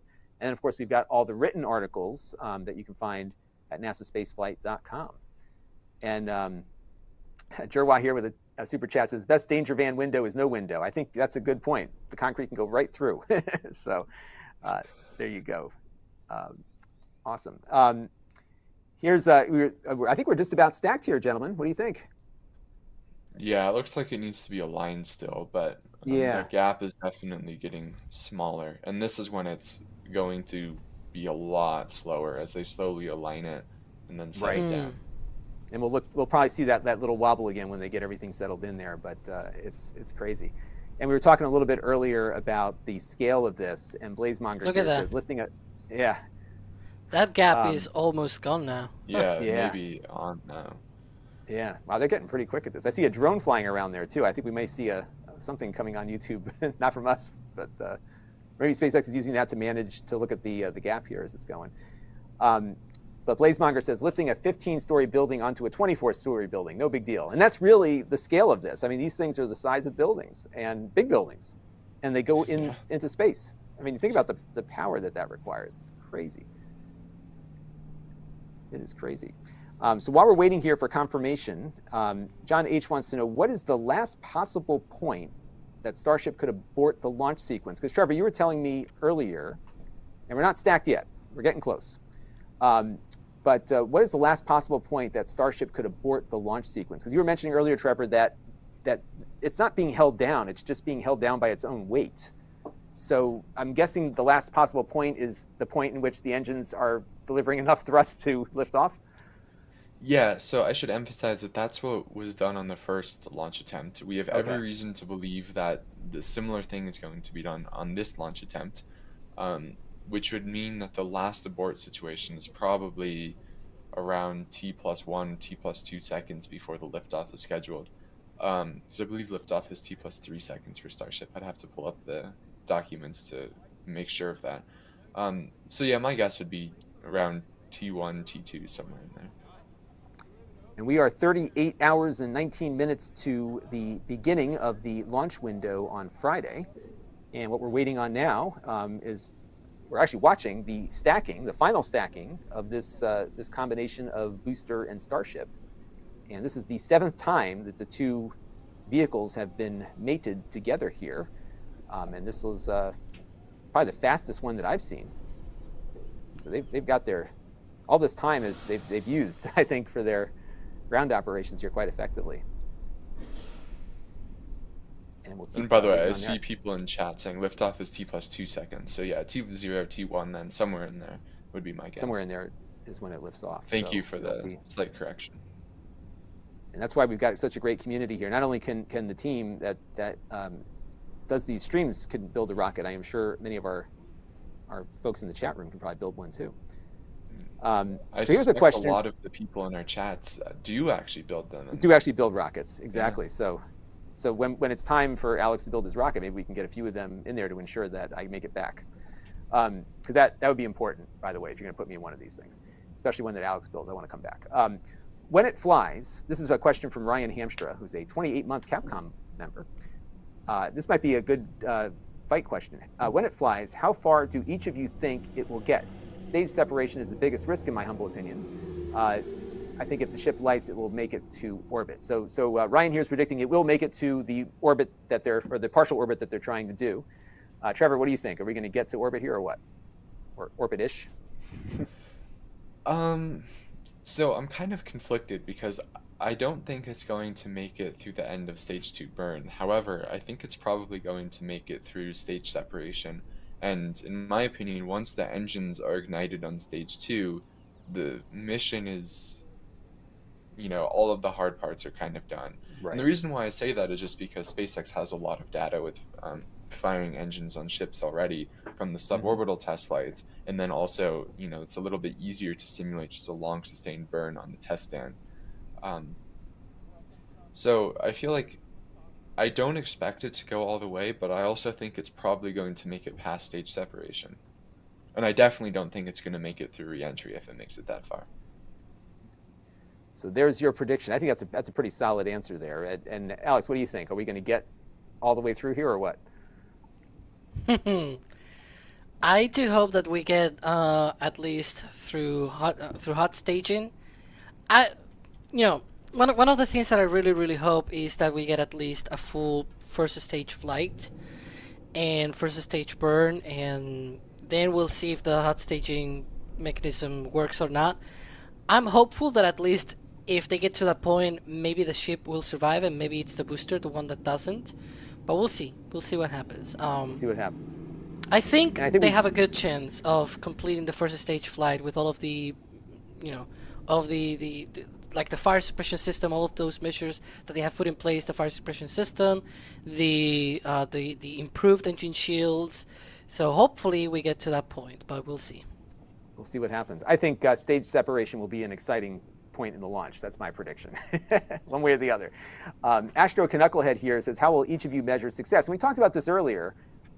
Really, success doesn't mean getting all the way to low orbit, or that's the goal. But they learned a lot on the first mission that's going to make this one more successful, right? So I mean that's something I think, Trevor, is the case here, right? Yeah, absolutely. I mean, at the end of the day, right, this is just a test flight. And the point of a test flight is to gather data about your system. As Jack always says, more data, more better. So, of course, the further they get into the flight, the more data they'll end up collecting. However, even if it fails at, T plus 10 seconds or something like that, they'll still gather data. It may be not the result they're wanting, but they'll still learn from it. And at the end of the day, that's what will measure success, is how much were they able to learn from this flight. In terms of flight milestones, I think the internal expectation for data gathered is SpaceX would like to at least get through stage separation and attempts stage 2 ignition. And that would be the goal here. So we are waiting for confirmation. The stacking is still stacking, so we don't have confirmation that we are stacked, although it's looking more stacked than it did when we started. So we're getting closer to this rocket being this Starship being ready for its debut on Friday. And again, the launch window opens at 7 a.m. Central Time Friday, and as you can see from our helpful countdown clock up there, that is 38 hours and 14 minutes away. So it is here before you know it. And we will be here much earlier than that, about 7 hours before, if not even earlier. And of course, our 24/7 cameras are running all the time. So you can tune in and see what's going on at Starbase. It's going to be fun to watch those cameras. There's a lot going on now. This is crunch time. So, hey, we got a couple of two related super chat questions that I think might be good to answer together. The first one here from Steve is about the clamps for the ship. Are they remotely activated to secure it to the booster, or do workers have to go up and manually lock it in? Is it like one of those snap together models? It's remote? It is completely remote, yeah. The whole thing just basically, those pins have little clamps or like hooks inside of them, and those hooks are able to connect. They are not on the ship, by the way. They are on the booster side. The booster actually has, I guess, two trios of pin and hooks, because the hot staging ring connects to the ones on the booster, and then the hot staging ring itself has those pins as well, because the ship at the end of the day also needs to be connected to them. So it needs to have on the bottom, it has interfaces that connect to the pins and hooks at the top of the booster, and then the top of the hot staging ring has the same connections to be able to connect with ship 25 on top. So that is pretty much how it works. And we have a related question here from WeText about the hot staging mechanism and how it engages the ship. And I would suspect your answer there is pretty relevant to this question too, right? And yeah, that is an video. Excellent. Yeah, precisely. We have a whole video talking about this and sort of where the pins are located and the hooks that are inside of them, and many other things related to the hot staging ring. Definitely check that out. But it's a very simple mechanism, because they don't need to weld anything. And frankly, if they had to weld it in place, if you think about it, we were talking before how they have these systems on the top dome of the booster, right below that hot staging ring. The hot staging ring has a shield on top, so there's no way to access that forward dome, that top dome of the booster. Because again, the booster is just it's actually two big tanks joined together, but it's just tankage. Engines at the bottom, and so where do you put the rest of the things? At the top, there's a little bit of a space left on that top dome. That's where most of the systems, like avionics, the grid fin motors, for example, are located. A bunch of other little things as well are there, because again, there's not a lot of places that you can put these things. In fact, some of the composite overwrap pressure vessels that you use for things like engine relight and things like that, they have to be put outside of the vehicle. Those strakes or chines that we see on the sides of the booster, those are there precisely to house those tanks, as well as the fire suppression system tanks, the carbon dioxide tanks.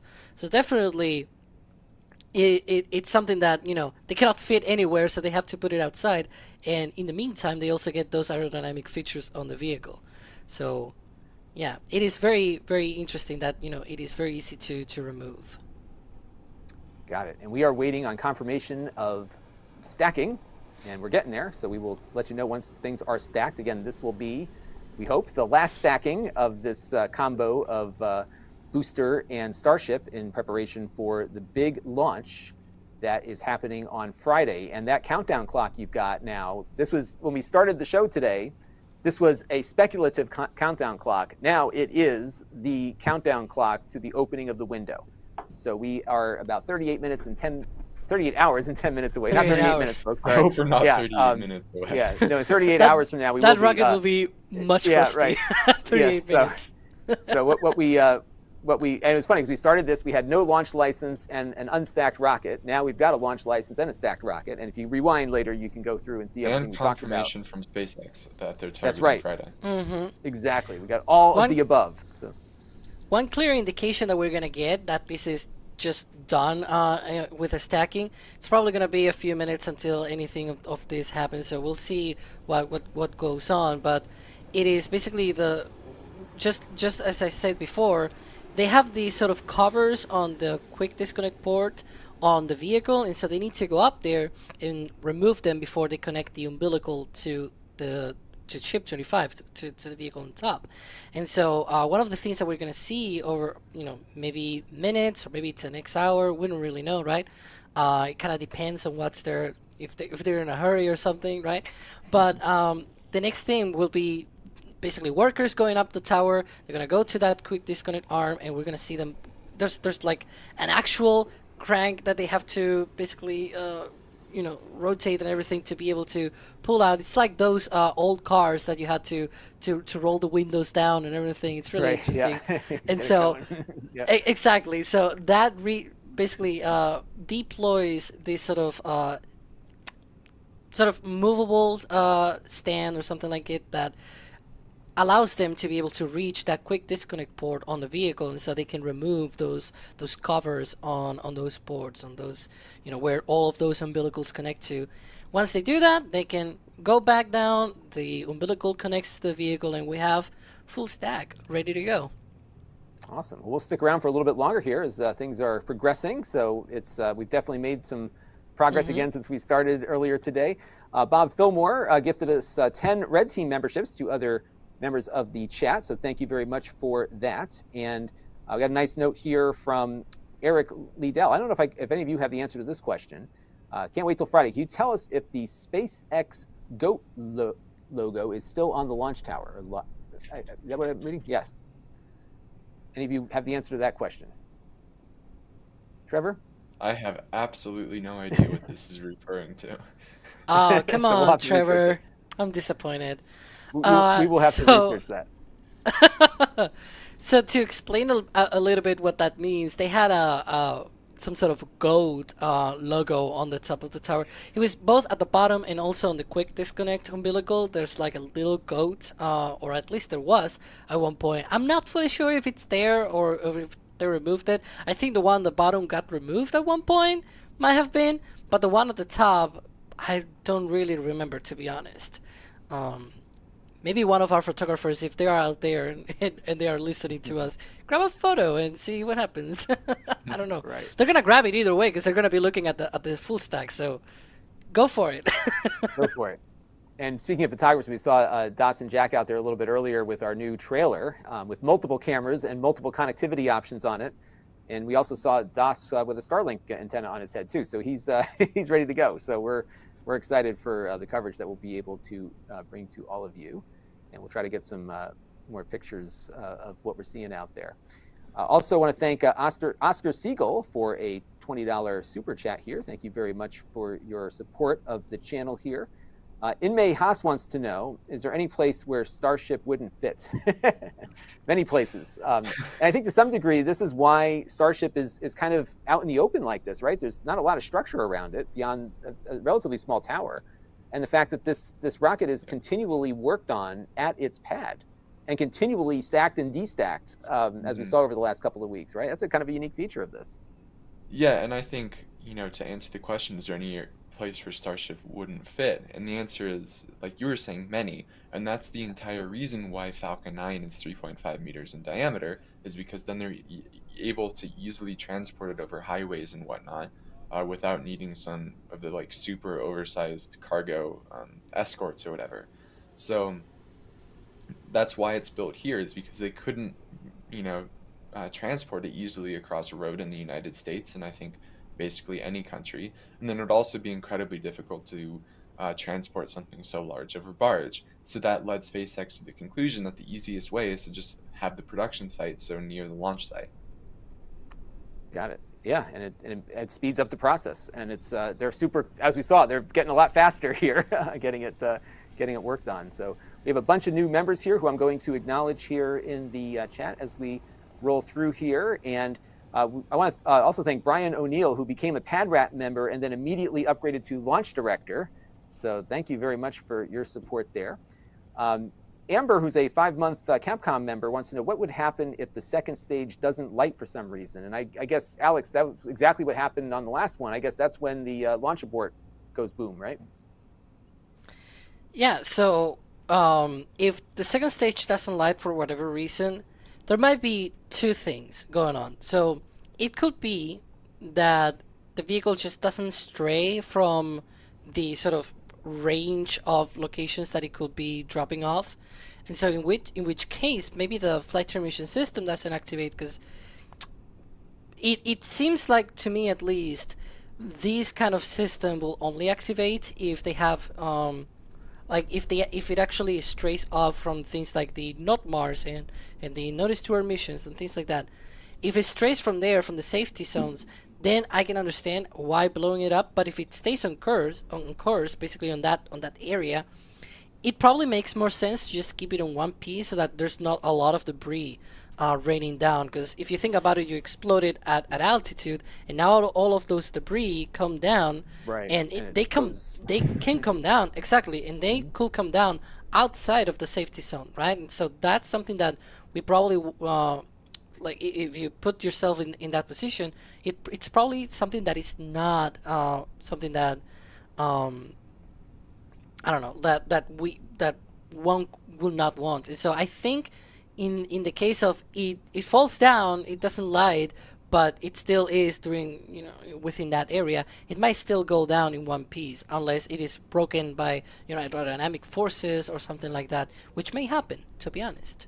Yeah, I think that's actually a really important point that I know I was confused after the first flight test, and also when like Firefly had their on their first flight they had to terminate the vehicle. And I think there's generally a lot of confusion around it of what exactly are the parameters that AFTS looks at to terminate the vehicle.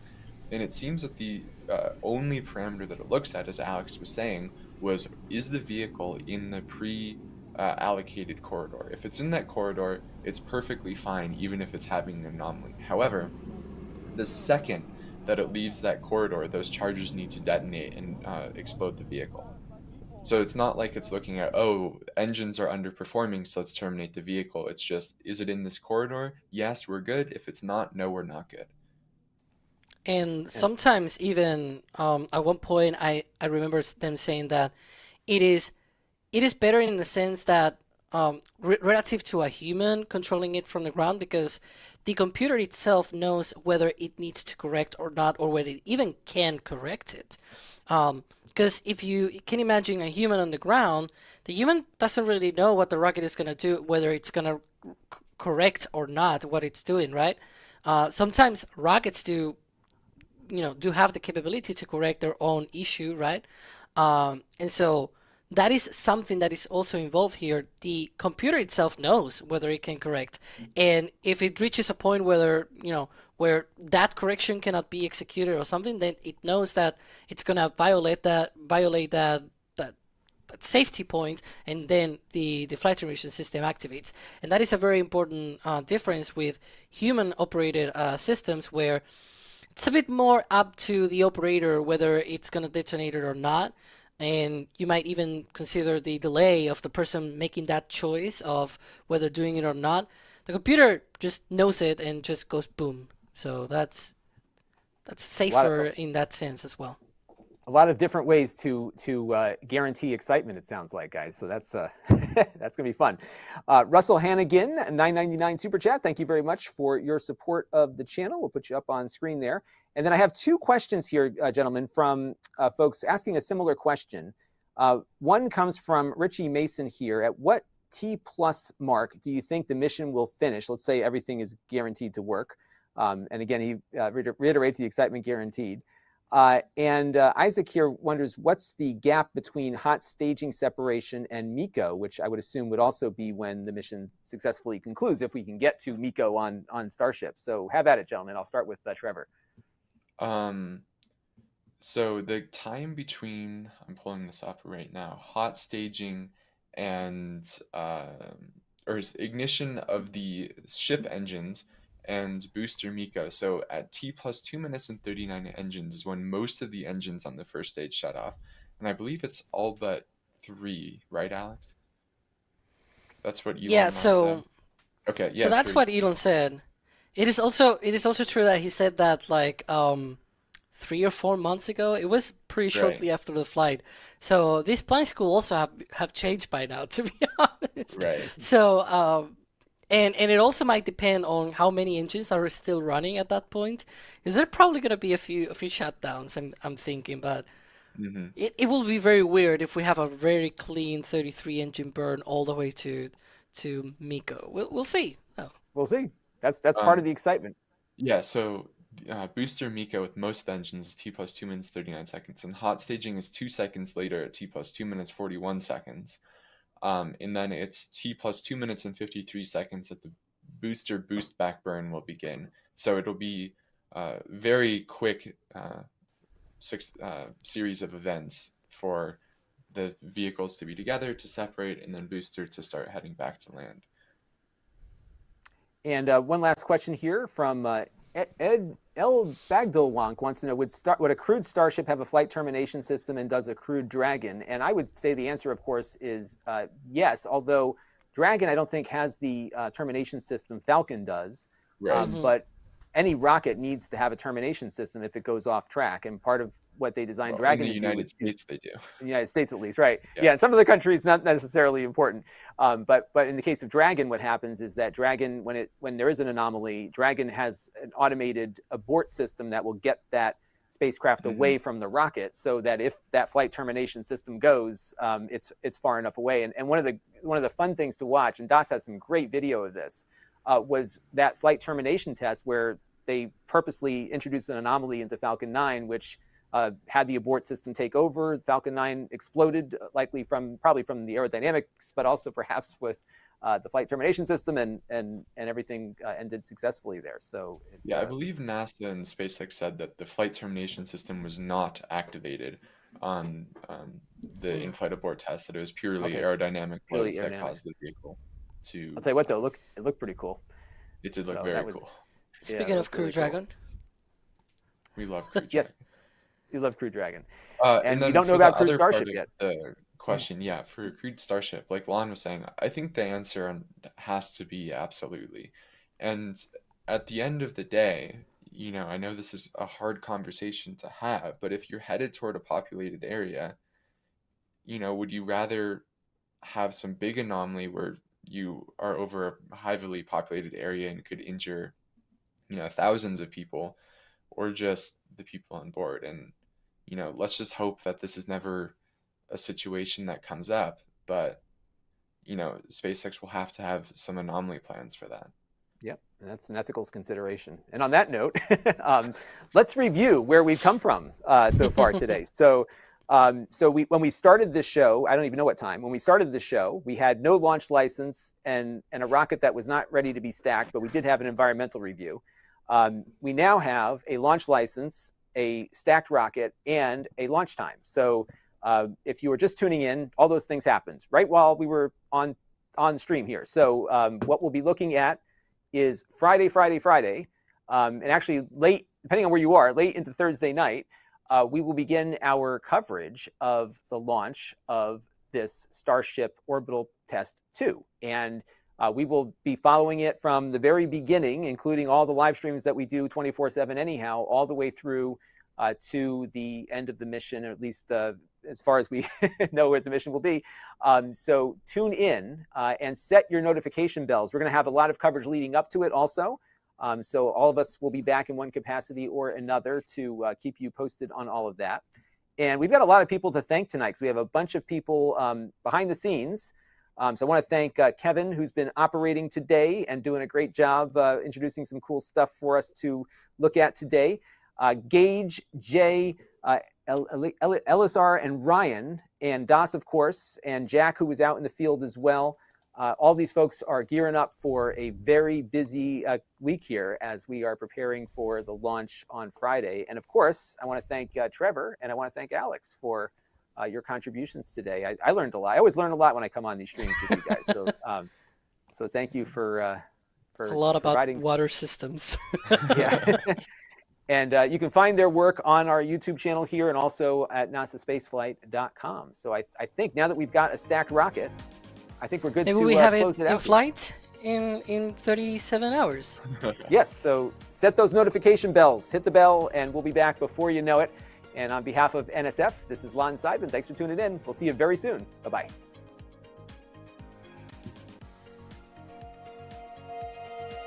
And here we go.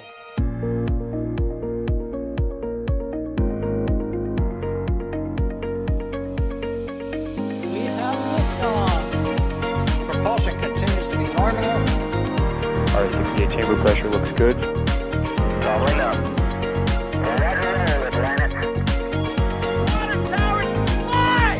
Yes! Echo down to nominal. Flight downside FTS off. Bring in FTS off. It's orange! 145! Oh my god! Décollage. Put that in the big bag, 343 unfolds to go. Indeed. We rise together back to the moon and beyond. Methane would be igniting in the flare, correct?